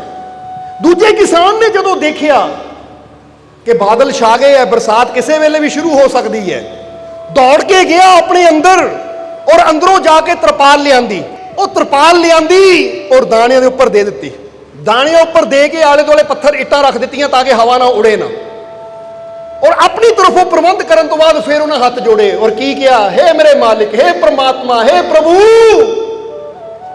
ਜਿੰਨਾ ਮੈਂ ਕਰ ਸਕਦਾ ਸੀ ਉਨਾ ਮੈਂ ਕਰ ਲਿਆ ਹੈ। ਹੁਣ ਮੇਰੇ ਹੱਥ 'ਚ ਜਿੰਨੀ ਤਾਕਤ ਸੀ ਉਨਾ ਮੈਂ ਕਰ ਲਿਆ ਹੈ। ਹੁਣ ਤੂੰ ਕਰ ਸਕਦਾ, ਤੂੰ ਕਰ ਦੇ ਕਿ ਮੇਰੇ ਦਾਣਿਆਂ ਨੂੰ ਬਚਾ ਲਈ, ਮੇਰੇ ਦਾਣਿਆਂ ਨੂੰ ਗਿੱਲੇ ਹੋਣ ਤੋਂ ਬਚਾ ਲਈ, ਕਿਉਂਕਿ ਜੋ ਮੈਂ ਕਰ ਸਕਦਾ ਸੀ ਮੈਂ ਕਰ ਦਿੱਤਾ। ਹੁਣ ਤਾਂ ਤੇਰੀ ਵਾਰੀ ਹੈ, ਹੁਣ ਤੂੰ ਬਚਾਣਾ ਹੈ। ਜ਼ਰਾ ਸਮਝਣਾ ਸਾਰਿਆਂ ਨੇ। ਹੁਣ ਫਿਰ ਕੀ ਹੋਇਆ? ਇੱਕ ਪਾਸੇ ਇੱਕ ਕਿਸਾਨ ਹੈ, ਉਹ ਦੁਆਵਾਂ ਹੀ ਕਰ ਰਿਹਾ, ਫਰਿਆਦਾਂ ਹੀ ਕਰ ਰਿਹਾ ਹੈ, ਤਾਂ ਦੂਜੇ ਪਾਸੇ ਦੂਜੇ ਨੇ ਪਹਿਲਾਂ ਤਰਪਾਲ ਦੇ ਦਿੱਤੀ, ਪੱਥਰ ਰੱਖ ਦਿੱਤੇ ਔਰ ਫਿਰ ਆਪਣੇ ਮਾਲਿਕ ਅੱਗੇ ਅਰਦਾਸ ਕੀਤੀ ਕਿ ਐ ਮਾਲਿਕ, ਐ ਪ੍ਰਮਾਤਮਾ, ਐ ਪ੍ਰਭੂ, ਜਿੰਨੀ ਕਿ ਮੈਨੂੰ ਤੂੰ ਸੋਝੀ ਦਿੱਤੀ ਹੈ ਉਨਾ ਕੁ ਮੈਂ ਕਰ ਦਿੱਤਾ ਹੈ, ਬਾਕੀ ਤੂੰ ਰਹਿਮਤ ਕਰਨੀ ਹੈ, ਤੂੰ ਕਿਰਪਾ ਕਰਨੀ ਹੈ, ਤੂੰ ਮਿਹਰ ਕਰਨੀ ਹੈ, ਕਿਉਂਕਿ ਮਿਹਨਤ ਮੇਰੀ ਤਾਂ ਰਹਿਮਤ ਤੇਰੀ, ਫੇਰ ਹੀ ਇਹ ਮੇਰੀ ਫਸਲ ਬਚ ਸਕਦੀ ਹੈ। ਹੁਣ ਜਰਾ ਸੋਚਣਾ ਕੀ ਹੋਇਆ। ਅੱਧੀ ਰਾਤ ਨੂੰ ਬਰਸਾਤ ਹੋਈ। ਜਦੋਂ ਬਰਸਾਤ ਹੋਈ ਤਾਂ ਜਿਹਨੇ ਕੋਈ ਪ੍ਰਬੰਧ ਨਹੀਂ ਕੀਤਾ ਸੀ, ਬਸ ਹੱਥ ਜੋੜ ਕੇ ਬੈਠਾ ਸੀ, ਉਹਦੇ ਦਾਣੇ ਭਿੱਜ ਗਏ। ਜਦੋਂ ਦਾਣੇ ਭਿੱਜੇ ਉਹਨਾਂ ਪਤਾ ਕੀ ਕਿਹਾ, ਹੈ ਨਹੀਂ ਕੋਈ ਰੱਬ, ਮੈਂ ਇੰਨੀਆਂ ਫਰਿਆਦਾਂ ਕੀਤੀਆਂ, ਇੰਨੀਆਂ ਅਰਦਾਸਾਂ ਕੀਤੀਆਂ, ਹੈ ਨਹੀਂ ਕੋਈ ਰੱਬ। ਜੇ ਰੱਬ ਹੁੰਦਾ ਮੇਰੀ ਸੁਣਦਾ ਨਾ, ਜੇ ਰੱਬ ਹੁੰਦਾ ਤਾਂ ਮੇਰੇ ਤੇ ਕਿਰਪਾ ਨਾ ਕਰਦਾ, ਜੇ ਰੱਬ ਹੁੰਦਾ ਤਾਂ ਫਿਰ ਬਰਸਾਤ ਕਿਉਂ ਹੁੰਦੀ। ਇਸ ਲਈ ਹੈ ਨਹੀਂ ਕੋਈ ਰੱਬ। ਉਹਦਾ ਵਿਸ਼ਵਾਸ ਟੁੱਟ ਗਿਆ। ਔਰ ਦੂਜੇ ਪਾਸੇ ਦੂਜਾ ਕਿਸਾਨ ਅੰਦਰ ਬੈਠਾ ਬੜਾ ਖੁਸ਼ ਹੈ, ਕਿਉਂਕਿ ਬਰਸਾਤ ਪੈ ਤਾਂ ਰਹੀ ਹੈ ਪਰ ਉਹ ਰੱਬ ਦੀ ਇੰਨੀ ਮਿਹਰ ਹੈ, ਰੱਬ ਦੀ ਇੰਨੀ ਰਹਿਮਤ ਹੈ ਕਿ ਹਵਾ ਜਿਹੜੀ ਚੱਲਦੀ ਹੈ ਨਾ ਉਹ ਪਾਣੀ ਨੂੰ ਨਾਲ ਨਾਲ ਬਾਹਰ ਵੀ ਕੱਢੀ ਜਾਂਦੀ, ਉਹਦੇ ਦਾਣਿਆਂ ਵੱਲ ਆ ਹੀ ਨਹੀਂ ਰਿਹਾ। ਹੁਣ ਉਹ ਬੜਾ ਖੁਸ਼ ਹੈ ਕਿ ਸ਼ੁਕਰ ਹੈ ਪ੍ਰਮਾਤਮਾ, ਸ਼ੁਕਰ ਹੈ ਤੇਰਾ ਕਿ ਤੂੰ ਤੇਜ਼ ਹਵਾ ਵੀ ਚਲਾ ਦਿੱਤੀ। ਜੇ ਹਵਾ ਨਾ ਹੁੰਦੀ ਪਾਣੀ ਇੱਥੇ ਹੀ ਇਕੱਠਾ ਹੋ ਜਾਣਾ ਸੀ ਤਾਂ ਮੇਰੇ ਦਾਣੇ ਨੂੰ ਭੇਜਣਾ ਸੀ, ਪਰ ਹਵਾ ਤੇਜ਼ ਹੋਣ ਕਰਕੇ ਸਾਰੀ ਬਾਛੜ, ਸਾਰਾ ਪਾਣੀ ਬਾਹਰ ਜਾ ਰਿਹਾ ਹੈ। ਰਹਿਮਤ ਹੋ ਗਈ ਤੇਰੀ। ਉਹਦਾ ਵਿਸ਼ਵਾਸ ਹੋਰ ਵੀ ਵੱਧ ਗਿਆ ਕਿ ਹੈ ਰੱਬ, ਹੈ ਪ੍ਰਮਾਤਮਾ, ਕਿਉਂਕਿ ਹੈ ਤਾਂ ਹੀ ਤਾਂ ਉਹਨਾਂ ਮੇਰੀ ਸੁਣ ਕੇ ਇੰਨੀ ਤੇਜ਼ ਹਵਾ ਚਲਾਈ। ਕਿਉਂਕਿ ਤੁਸੀਂ ਜਾਣਦੇ ਹੋ ਨਾ ਜਦੋਂ ਹਵਾ ਚੱਲਦੀ ਬਾਰਿਸ਼ ਨਾਲ ਤਾਂ ਪਾਣੀ ਗਿਰਦਾ ਵੀ ਤਾਂ ਕਿੱਦਾਂ ਐ ਹੋ ਜਾਂਦਾ ਹੈ, ਹੁੰਦਾ ਕਿ ਨਹੀਂ, ਕਿ ਜਿੱਧਰਲੀ ਹਵਾ ਹੁੰਦੀ ਹੈ ਸਾਰੀ ਬਾਛੜ, ਸਾਰਾ ਪਾਣੀ ਉੱਧਰ ਨੂੰ ਚਲਾ ਜਾਂਦਾ ਹੈ। ਕਦੀ ਘਰ ਦੇਖ ਲੈਣਾ, ਬਰਸਾਤ ਹੁੰਦੀ ਹੈ, ਜੇ ਹਵਾ ਨਾ ਹੋਵੇ ਤਾਂ ਬਰਸਾਤ ਇੱਦਾਂ ਹੀ ਪਈ ਜਾਣੀ, ਤੁਸੀਂ ਖਿੜਕੀ ਖੋਲ ਸਕਦੇ ਹੋ, ਪਰ ਜੇ ਤੇਜ਼ ਹਵਾ ਚੱਲ ਪਵੇ ਤੁਸੀਂ ਕਹਿੰਦਾ ਬੰਦ ਕਰ ਦਿਓ, ਸਾਰਾ ਪਾਣੀ ਅੰਦਰ ਆ ਜਾਣਾ ਹੈ, ਕਿਉਂਕਿ ਹਵਾ ਬਾਛੜ ਅੰਦਰ ਆ ਜਾਣੀ ਹੈ। ਹੁਣ ਦੂਜੇ ਕਿਸਾਨ ਦਾ ਵਿਸ਼ਵਾਸ ਹੋਰ ਵੀ ਵੱਧ ਗਿਆ, ਦੂਜੇ ਕਿਸਾਨ ਦੇ ਅੰਦਰ ਸ਼ਰਧਾ ਹੋਰ ਵੀ ਵੱਧ ਗਈ। ਹੁਣ ਜ਼ਰਾ ਸੋਚਣਾ, ਇੱਥੇ ਦੋ ਕਿਸਾਨਾਂ ਦੀ ਕਹਾਣੀ ਤੁਹਾਨੂੰ ਕਿਉਂ ਦੱਸੀ ਹੈ? ਕਿਉਂਕਿ ਅੱਜ ਅਗਰ ਇਨਸਾਨਾਂ ਦੀ ਹਾਲਾਤ ਵੀ ਦੇਖੀ ਜਾਵੇ ਤਾਂ ਦੋ ਕਿਸਾਨਾਂ ਵਾਲੀ ਹੈ। ਇੱਕ ਤਾਂ ਉਹ ਹੈ ਜਿਹੜੇ ਆਪ ਕੋਸ਼ਿਸ਼ ਕਰਦੇ ਨਹੀਂ ਹੈ, ਆਪ ਮਿਹਨਤ ਕਰਦੇ ਨਹੀਂ ਹੈ। ਹੁਣ ਤੁਹਾਨੂੰ ਕੋਈ ਚੀਜ਼ ਚਾਹੀਦੀ ਹੈ, ਤੁਸੀਂ ਘਰ ਬੈਠੇ ਗਏ ਜੋ ਹੋਏ, ਰੱਬਾ ਆਹ ਚੀਜ਼ ਚਾਹੀਦੀ ਦੇ ਦੇ, ਆਹ ਚੀਜ਼ ਚਾਹੀਦੀ ਦੇ ਦੇ, ਤਾਂ ਘਰ ਬੈਠੇ ਬੇਨਤੀਆਂ ਕਰੀ ਜਾਂਦੇ। ਜਦੋਂ ਨਹੀਂ ਮਿਲਣੀ ਫੇਰ ਕੀ ਕਹਿਣਾ, ਲੈ ਰੱਬ ਤੋਂ ਮੰਗਿਆ ਸੀ ਮਿਲੀ ਤਾਂ ਹੈ ਨਹੀਂ। ਹੁਣ ਫਰਜ਼ ਕਰੋ ਕਿਸੇ ਨੂੰ ਨੌਕਰੀ ਚਾਹੀਦੀ ਹੈ, ਸਮਝਦੇ ਹੋ ਕਿ ਨਹੀਂ, ਉਦਾਹਰਨ ਦੇ ਰਹੇ ਆ, ਕਿਸੇ ਨੂੰ ਨੌਕਰੀ ਚਾਹੀਦੀ ਹੈ, ਉਹ ਘਰ ਬੈਠਾ ਹੀ ਸਵੇਰੇ ਸ਼ਾਮ, ਰੱਬਾ ਕਰਦੇ ਕਿਰਪਾ ਮੈਨੂੰ ਨੌਕਰੀ ਦੇ ਦੇ, ਰੱਬਾ ਕਰਦੇ ਕਿਰਪਾ ਮੈਨੂੰ ਨੌਕਰੀ ਦੇ ਦੇ, ਮੈਨੂੰ ਚੰਗੀ ਨੌਕਰੀ ਮਿਲ ਜਾਵੇ। ਤਾਂ ਹੁਣ ਨੌਕਰੀ ਨੇ ਆਪ ਚੱਲ ਕੇ ਆਣਾ, ਦਰਵਾਜ਼ਾ ਖੜਕਾਣਾ, ਭਾਈ ਆ ਗਈ ਆ ਮੈਂ, ਲੈ ਲੈ। ਏਦਾਂ ਨਹੀਂ ਨੌਕਰੀ, ਜਵਾਬ ਦਿਓ ਸਾਨੂੰ। ਹੁਣ ਉਹਨੂੰ ਕੀ ਕਰਨਾ ਚਾਹੀਦਾ ਹੈ? ਮੈਂ ਰੱਬ ਅੱਗੇ ਅਰਦਾਸ ਕਰਾਂ ਤਾਂ ਨਾਲ ਨਾਲ ਆਪ ਹਰ ਜਗ੍ਹਾ ਐਪਲੀਕੇਸ਼ਨ ਦੇਵਾਂ, ਹਰ ਜਗ੍ਹਾ ਆਪਣਾ ਰਿਜ਼ਿਊਮ ਦੇਵਾਂ, ਹਰ ਜਗ੍ਹਾ ਮੈਂ ਆਪ ਜਾ ਕੇ ਲੱਭਣ ਦੀ ਕੋਸ਼ਿਸ਼ ਕਰਾਂ। ਮੇਰੀ ਮਿਹਨਤ ਹੈ ਤਾਂ ਰੱਬ ਦੀ ਰਹਿਮਤ ਹੋਈ ਤਾਂ ਮੈਨੂੰ ਚੰਗੀ ਨੌਕਰੀ ਵੀ ਮਿਲ ਜਾਣੀ ਹੈ, ਕਿਉਂਕਿ ਕੋਸ਼ਿਸ਼ ਆਪ ਵੀ ਕਰਨੀ ਪੈਂਦੀ ਹੈ। ਸਮਝ ਆ ਰਹੀ ਹੈ ਸਾਡੀ ਗੱਲ? ਇਸ ਲਈ ਕੋਈ ਵੀ ਚੀਜ਼ ਹੈ ਨਾ, ਇੱਥੇ ਇਹ ਗੱਲ ਹਮੇਸ਼ਾ ਯਾਦ ਰੱਖਣਾ ਕਿ ਜੇ ਅਸੀਂ ਸਿਰਫ ਇਹੀ ਕਰੀਏ ਕਿ ਬੈਠੇ ਬੈਠੇ ਕਹੀਏ ਰੱਬਾ ਤੂੰ ਹੀ ਕਰ, ਤਾਂ ਰੱਬ ਸਭ ਕੁਝ ਕਰ ਸਕਦਾ ਹੈ। ਫਿਰ ਤਾਂ ਉਹੀ ਗੱਲ ਹੋ ਗਈ, ਕੋਈ ਕਿਸਾਨ ਕਵੇ, ਕੀ ਕਵੇ ਕਿਸਾਨ, ਕਿ ਰੱਬਾ आ मेरी 10 किले जमीन है, कृपा कर दे फसल उगा दे, फसल उगा दे, फसल उगा दे, उग जाएगी। वो किसान नूं रब ने भी हसना है, वो भरावा, वो भाई, वो मेरे बच्चे, जे तू फसल चाहना तो पहला जाके हल वाह, दाना बो, फिर मैं इन्नी कृपा करूंगा कि तेरियां अरदासां दे विच वो ताकत भर दूंगा कि जिथे बाकियां दी फसल थोड़ी होएगी तेरी ज्यादा होएगी। पर पहला मेहनत तो बीज तो तैनूं ही बोना पैना है, नहीं तो किंजां दे बीज धरती जाते हैं तो वह बीज सड़ जाते हैं, वो फसल वो हो ही नहीं पाती जिहड़ी कि उन्होंने फायदा देने वाली होवे। पर जदों इंसान अपनी मेहनत के नाल नाल अपने मालिक के अगे अरदास करता है तो फिर उन्होंने फल भी रब जरूर दिंदा है। ये उसी तरह कि तुहाडी गड्डी फसी हुई है तो तुसीं बैठे कर रहे हो, ये रब्बा गड्डी कढ़ दे, ये रब्बा गड्डी कढ़ दे, निकल जानी है। तो हाँ, जदों तुसीं भी कोशिश करोगे, नाल नाल अरदास करोगे तो फिर हो सकता बड़े तो बड़े टोए चों भी वो गड्डी निकल जाए, क्योंकि तुहाडी मेहनत नाल हुण ओहदी रहमत जुड़ गई है। इसलिए इंसान नूं परमात्मा ने ऐसी समझ दी है, वो अकल दी है, जरा गौर करना। पर कई बार ऐसी देखिया है कि इंसान वो अकल वो समझ का सही इस्तेमाल करता ही नहीं है, समझते हो कि नहीं। इसलिए इत्थे सब तो पहली गल तो सानू समझनी है पैनी है, अपने अंदर ये चीज बिठानी पैनी है कि मैं अपने आप को चैक करा। जिदा पहले दसिया कि मेरे दिमाग अंदर हर वेले किहड़े विचार बन रहे हैं, मेरे विश्वास को तोड़न वाले बन रहे हैं, मेरे विश्वास को घटाने वाले बन रहे हैं, मेरे विश्वास को कच्चा करने वाले बन रहे हैं, या मेरे अंदर वो विचार है जो मेरे विश्वास को होर बढ़ा रहे हैं, जो मेरे विश्वास को होर पक्का कर रहे हैं, जो मेरी हिम्मत को, मेरे हौसले को बढ़ाने वाले विचार है ना। ये समझ लो ये तुहाडे दिमाग की फैक्ट्री च वो चीज़ बन रही है जो तुहाडे वास्ते फायदेमंद है, क्योंकि तुहाडा हौसला बढ़ा रहे हैं। तो जे हर वेले अंदर डर वाले विचार चल रहे हैं, कुछ हो ना जाए, कोई नुकसान ना हो जाए, तो यह मतलब है मेरे दिमाग रूपी फैक्ट्री च वो बन रहा है जो मेरे वास्ते नुकसानदायक है। ये गल हमेशा याद रखना। सो तुसी एक चलती फिरदी फैक्ट्री हो विचारां दी, बस इहदा तुसी ध्यान रखना है हर वेले कि मेरे फैक्ट्री दे विच विचार नैगेटिव बनते हैं या पॉजिटिव बनते हैं। जे पॉजिटिव विचार होणगे, विश्वास प्रेम भरोसे यकीन वाले विचार होणगे, तो समझ लो ये तुहाडे अच्छे विचार, ये विश्वास के विचार तुहानूं बहुत अगे लै जाणगे, तुहाडे जीवन में खुशियां ना भर देणगे। तो जे हर वेले बैठे तुसी बुरा ही सोचते रहे अपना भी और बुरा ही सोचते रहे दुनिया का भी, तो फिर जीवन च कदी तुसी कामयाब नहीं हो सकते। समझते हो कि नहीं। क्योंकि हजूर गौस पीरा ने पीर ने 5 चीज़ां कहियां सी कि ये 5 चीज़ां है जिहड़ियां सानू रब दीयां रहमतां तो, बरकतां तो, खुशियां तो दूर कर दिंदियां हैं। 5 चीज़ां, इसलिए उन्होंने कहा सी बचो इस तो। हुण जरा समझ लो 5 चीज़ां किहड़ियां हैं।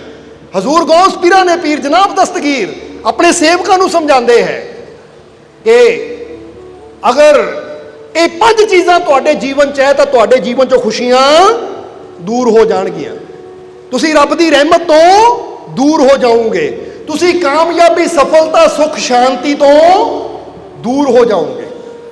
और अगर इन्हां 5 चीज़ां नूं तुसी अपने जीवन चों दूर कर दोगे तो तुहाडे जीवन च बरकत भी आएगी, रहमत भी आएगी, खुशी भी आएगी, कामयाबी भी आएगी, आनंद भी आएगा, शांति भी आएगी, यानी सब कुछ आ जाएगा जो चाहते हो तुसी। हुण 5 चीज़ां किहड़ियां हैं जरा समझ लईए, वो किहड़ियां 5 चीज़ां हैं। सो पहली चीज़ जो हजूर ने दसी कि पहली चीज़ जो सानू रब दीयां रहमतां तो, खुशियां तो, बरकतां तो दूर कर दिंदी है, वो पहली चीज़ है हसद। हसद किहनूं कहा जाता है? जैलस नूं, एवें दूजे नूं देख के जली जाना। ये पहली चीज़ है कि अगर तू दूजिਆਂ नूं देख के सड़दा है, जलदा है, चाहे दूजे की कामयाबी ते जले, चाहे दूजे की खुशी ते जले, चाहे दूजे नूं कोई अच्छी चीज़ मिलती है तू उन्होंने देख के हसद करदा है, जलदा है, तो याद रख वो रब की रहमत तेरे जीवन चों दूर चली जाएगी। क्योंकि तुसीं ये जानते ही हो कि जिहड़ी चीज़ जल जाती है ना उसकी सुंदरता भी खत्म हो जाती कि नहीं। हुण तुहाडा हत्थ बड़ा सुंदर है, इनू जे अग दा सेक लग जाए, जल जाए, तो तुसीं देखोगे इसकी स्किन किदां दी हो जाएगी। इसी तरह हसद भी एक ऐसी चीज़ है कि जे साडे अंदर ये जलन है, ਇਹ ਜੈਲਸ ਹੈ ਸਾਡੇ ਅੰਦਰ। ਐਵੇਂ ਅਸੀਂ ਦੂਜੇ ਨੂੰ ਦੇਖ ਕੇ ਅੰਦਰੋਂ ਜਲਦੇ ਰਹਿੰਦੇ ਆ ਤਾਂ ਸਾਡੇ ਜੀਵਨ ਦੀ ਸੁੰਦਰਤਾ ਵੀ ਕਹਿ ਦਿਓ ਖਤਮ ਹੋ ਜਾਂਦੀ ਹੈ, ਸਾਡੇ ਜੀਵਨ ਦੀ ਸੁੰਦਰਤਾ ਵੀ ਦੂਰ ਹੋ ਜਾਂਦੀ ਹੈ। ਔਰ ਦੂਸਰੀ ਚੀਜ਼ ਕਿ ਜਿਹੜੀ ਚੀਜ਼ ਨੂੰ ਦੇਖ ਕੇ ਅਸੀਂ ਜਲਦੇ ਆ, ਹਸਦ ਕਰਦੇ ਆ, ਫਿਰ ਉਹ ਚੀਜ਼ ਸਾਡੇ ਜੀਵਨ 'ਚ ਕਦੀ ਸਾਨੂੰ ਨਹੀਂ ਮਿਲਦੀ। ਇਹ ਗੱਲ ਪੱਕੀ ਹੈ, ਯਾਦ ਰੱਖਣਾ। ਜੇ ਤੁਸੀਂ ਕਿਸੇ ਦੀ ਤਰੱਕੀ ਨੂੰ ਦੇਖ ਕੇ ਸੜਦੇ ਹੋ ਤਾਂ ਤੁਸੀਂ ਕਦੀ ਤਰੱਕੀ ਨਹੀਂ ਜੀਵਨ 'ਚ ਕਰ ਹੀ ਨਹੀਂ ਪਾਓਗੇ। ਜੇ ਤੁਸੀਂ ਕਿਸੇ ਨੂੰ ਕਾਮਯਾਬ ਹੁੰਦਾ ਦੇਖ ਕੇ ਸੜਦੇ ਹੋ ਤਾਂ ਤੁਹਾਨੂੰ ਜ਼ਿੰਦਗੀ 'ਚ ਕਦੀ ਕਾਮਯਾਬੀ ਨਹੀਂ ਮਿਲੇਗੀ। ਕਾਰਨ ਕੀ ਹੈ? ਕਾਰਨ ਕੀ ਹੈ? ਇਹਦਾ ਕਾਰਨ ਇਹ ਹੈ ਕਿਉਂਕਿ ਕੁਦਰਤ ਦੇਖਦੀ ਹੈ, ਉਹ ਪ੍ਰਮਾਤਮਾ ਦੇਖਦਾ ਹੈ ਕਿ ਅਗਰ ਇਹ ਦੂਜੇ ਦੇ ਕੋਲ ਇਹ ਚੀਜ਼ ਹੈ, ਉਹਨੂੰ ਦੇਖ ਕੇ ਸੜ ਰਿਹਾ ਹੈ, ਤਾਂ ਇਹਨੂੰ ਇਹ ਚੀਜ਼ ਜ਼ਿੰਦਗੀ 'ਚ ਕਦੀ ਮੈਂ ਨਹੀਂ ਦੇਣੀ। ਕਿਉਂਕਿ ਜੇ ਦੂਜੇ ਦੇ ਕੋਲ ਹੈ ਤਾਂ ਇੰਨਾ ਸੜ ਰਿਹਾ, ਤਾਂ ਜਦੋਂ ਇਹਨੂੰ ਮਿਲੇਗੀ ਤਾਂ ਇਹਦਾ ਕੀ ਬਣੇਗਾ? ਇਸ ਲਈ ਰੱਬ ਉਹ ਚੀਜ਼ ਸਾਨੂੰ ਕਦੀ ਦਿੰਦਾ ਨਹੀਂ ਹੈ। ਇਹ ਗੱਲ ਯਾਦ ਰੱਖਣਾ ਹਮੇਸ਼ਾ। ਇਸ ਲਈ ਸਭ ਤੋਂ ਪਹਿਲਾਂ ਤੁਸੀਂ ਆਪਣੇ ਆਪ ਨੂੰ ਚੈੱਕ ਕਰਨਾ ਕਿ ਪਹਿਲੀ ਕਮੀ ਮੇਰੇ ਅੰਦਰ ਤਾਂ ਨਹੀਂ ਗਈ। ਅਗਰ ਮੇਰੇ ਅੰਦਰ ਹੈ, ਹੁਣ ਫਰਜ਼ ਕਰੋ ਇੱਥੇ ਇਹਨੂੰ ਇਦਾਂ ਉਦਾਹਰਨ ਦੇ ਕੇ ਸਮਝੇ ਕਿ ਕਾਰ ਜਾ ਰਹੀ ਹੈ, ਜੇ ਤੁਸੀਂ ਉਹ ਗੱਡੀ ਨੂੰ ਦੇਖ ਕੇ ਸੜਦੇ ਹੋ ਤੇ ਲੈ ਗੱਡੀ ਦੇਖ ਲੈ, ਦੇਖੋ ਹੈ ਐਵੇਂ ਸੜੀ ਜਾਂਦੇ ਹੋ। ਉਹਦੀ ਚੀਜ਼ ਨੂੰ ਦੇਖ ਕੇ ਤੁਸੀਂ ਸੜਦੇ ਹੋ ਤਾਂ ਜ਼ਿੰਦਗੀ 'ਚ ਕਦੀ ਉਹ ਚੀਜ਼ ਤੱਕ ਤੁਸੀਂ ਨਹੀਂ ਪਹੁੰਚੋਗੇ। ਪਰ ਅਗਰ ਤੁਸੀਂ ਇਹ ਗੱਲ ਕਹਿੰਦੇ ਹੋ ਉਹਦੀ ਗੱਡੀ ਨੂੰ ਦੇਖ ਕੇ ਕਿੰਨੀ ਸੋਹਣੀ ਗੱਡੀ ਹੈ ਜਾਂ ਕਿੰਨਾ ਸੋਹਣਾ ਘਰ ਹੈ, ਸ਼ੁਕਰ ਹੈ ਉਹ ਰੱਬ ਦਾ, ਔਰ ਮੈਨੂੰ ਆਪਣੇ ਰੱਬ ਤੇ ਪੂਰਾ ਯਕੀਨ ਹੈ ਕਿ ਜਿਹੜਾ ਇਹਨੂੰ ਗੱਡੀ ਦੇ ਸਕਦਾ, ਇਹਨੂੰ ਘਰ ਦੇ ਸਕਦਾ, ਮੈਨੂੰ ਵੀ ਜ਼ਰੂਰ ਦੇਵੇਗਾ। ਕਿਉਂਕਿ ਉਸੇ ਤਰ੍ਹਾਂ ਹੈ ਜਿਸਦਾ ਬੰਦਾ ਕਹਿੰਦਾ ਨਾ, ਜੇ ਪੇੜ ਤੋਂ ਇਹਨੂੰ ਫਲ ਮਿਲ ਸਕਦਾ ਹੈ, ਉਹ ਪੇੜ ਤੱਕ ਮੈਂ ਪਹੁੰਚਾ, ਮੈਨੂੰ ਵੀ ਫਲ ਜ਼ਰੂਰ ਮਿਲੇਗਾ। ਜਿਹੜੀ ਨਦੀ ਇਹਦੀ ਪਿਆਸ ਬੁਝਾ ਸਕਦੀ ਹੈ, ਉਹ ਨਦੀ ਮੇਰੀ ਪਿਆਸ ਵੀ ਜ਼ਰੂਰ ਬੁਝਾ ਸਕਦੀ ਹੈ। ਇਸ ਲਈ ਜਦੋਂ ਕਿਸੇ ਦਾ ਘਰ ਬਣਦਾ ਦੇਖੋ, ਜਦੋਂ ਕਿਸੇ ਨੂੰ ਖੁਸ਼ ਦੇਖੋ, ਤਾਂ ਉਸ ਲਈ ਉਹਦੇ ਵਾਸਤੇ ਕੀ ਕਿਹਾ ਕਰੋ? ਗੋਡ ਬਲੈਸ ਯੂ, ਪ੍ਰਮਾਤਮਾ ਤੈਨੂੰ ਖੁਸ਼ੀਆਂ ਦੇਵੇ, ਕਾਮਯਾਬੀ ਦੇਵੇ। ਔਰ ਮੇਰਾ ਰੱਬ ਕਿੰਨਾ ਬੇਅੰਤ ਹੈ। ਔਰ ਆਪਣੇ ਅੰਦਰ ਉਸ ਲਈ ਗੱਲ ਕਹੋ ਕਿ ਜੇ ਮੇਰਾ ਰੱਬ ਇਹਨੂੰ ਇੰਨੀ ਤਰੱਕੀ ਦੇ ਸਕਦਾ, ਖੁਸ਼ੀਆਂ ਦੇ ਸਕਦਾ, ਘਰ ਦੇ ਸਕਦਾ, ਤਾਂ ਮੈਨੂੰ ਵੀ ਜ਼ਰੂਰ ਦੇਵੇਗਾ। ਕਿਉਂਕਿ ਮੇਰਾ ਰੱਬ ਸਭ ਨੂੰ ਦੇਣ ਵਾਲਾ ਹੈ, ਉਹ ਰਾਜ਼ਕ ਹੈ। ਰਾਜ਼ਕ ਦਾ ਮਤਲਬ ਜੋ ਸਭ ਨੂੰ ਰਿਜ਼ਕ ਦੇਣ ਵਾਲਾ ਹੈ। ਕਿਉਂਕਿ ਖਲਕਤ ਹੈ ਔਰ ਉਹਨੂੰ ਖਾਲਿਕ ਕਿਹਾ ਗਿਆ ਹੈ, ਜੋ ਸਾਰੀ ਖਲਕਤ ਨੂੰ ਚਲਾ ਰਿਹਾ ਹੈ। ਜਦੋਂ ਤੁਸੀਂ ਹਸਦ ਦੀ ਬਜਾਏ ਸ਼ੁਕਰ ਕਰਦੇ ਹੋ ਤਾਂ ਤੁਸੀਂ ਰੱਬ ਦੀ ਰਹਿਮਤ ਦੇ ਨੇੜੇ ਹੋ ਜਾਂਦੇ ਹੋ। ਇਸ ਲਈ ਸਿਰਫ ਆਪਣੀਆਂ ਦਾਤਾਂ ਵਾਸਤੇ ਸ਼ੁਕਰ ਨਾ ਕਰੋ, ਬਲਕਿ ਦੂਜੇ ਦੀਆਂ ਦਾਤਾਂ ਦੇਖ ਕੇ ਵੀ ਉਹਦਾ ਸ਼ੁਕਰ ਕਰੋ ਕਿ ਸ਼ੁਕਰ ਹੈ। ਸਮਝਦੇ ਹੋ ਕਿ ਨਹੀਂ? ਕਿਉਂਕਿ ਕਹਿੰਦੇ ਨੇ ਇੱਕ ਫਕੀਰ ਜਾ ਰਹੇ ਸੀ, ਦੇਖਿਆ ਕਿ ਇੱਕ ਘਰ 'ਚ ਬਾਜੇ ਵੱਜ ਰਹੇ ਹੈ, ਬੱਚਾ ਹੋਇਆ, ਉਹਦੀ ਖੁਸ਼ੀ 'ਚ ਬਾਜੇ ਵੱਜ ਰਹੇ ਹੈ। ਫਕੀਰਾਂ ਨੇ ਹੱਥ ਜੋੜੇ, ਸ਼ੁਕਰ ਹੈ, ਕਿੰਨਾ ਬੇਅੰਤ ਹੈ ਮੇਰਾ ਮਾਲਿਕ, ਮੇਰਾ ਰੱਬ ਕਿੰਨਾ ਬੇਅੰਤ ਹੈ, ਸਭ ਨੂੰ ਖੁਸ਼ੀਆਂ ਦੇਣ ਵਾਲਾ ਹੈ, ਮਾਲਿਕ ਇਹਨਾਂ ਨੂੰ ਹੋਰ ਖੁਸ਼ੀ ਦੇ, ਕਹਿ ਕੇ ਅੱਗੇ ਚਲੇ ਗਏ। ਅੱਗੇ ਇੱਕ ਘਰ ਬਣ ਰਿਹਾ ਸੀ, ਫਕੀਰਾਂ ਨੇ ਉੱਥੇ ਦੇਖ ਕੇ ਕਿਹਾ ਕਿੰਨਾ ਬੇਅੰਤ ਹੈ ਮੇਰਾ ਮਾਲਿਕ, ਇਹਨਾਂ ਨੂੰ ਕਿੰਨੀ ਤਰੱਕੀ ਦੇ ਰਿਹਾ ਹੈ, ਕਾਮਯਾਬੀ ਦੇ ਰਿਹਾ ਹੈ, ਮਾਲਿਕ ਇਹਨਾਂ ਨੂੰ ਹੋਰ ਕਾਮਯਾਬੀ ਦੇ, ਵਾਕਿਆ ਤੂੰ ਸਭ ਨੂੰ ਖੁਸ਼ੀਆਂ ਦੇਣ ਵਾਲਾ, ਇਹਨਾਂ ਨੂੰ ਹੋਰ ਖੁਸ਼ੀ ਦੇ। ਉਹ ਇਦਾਂ ਜਿਹਨੂੰ ਵੀ ਦੇਖਦੇ ਸੀ ਉਹ ਸਭ ਨੂੰ ਖੁਸ਼ੀ ਦੀਆਂ ਦੁਆਵਾਂ ਦਿੰਦੇ ਸੀ। ਤਾਂ ਹੁਣ ਜ਼ਰਾ ਤੁਸੀਂ ਸੋਚੋ, ਉਹ ਫਕੀਰ ਪਤਾ ਕਿਹੜੇ ਸੀ? ਉਹ ਫਕੀਰ ਸੀ ਹਜ਼ਰਤ ਨਿਜ਼ਾਮੁਦੀਨ ਔਲੀਆ।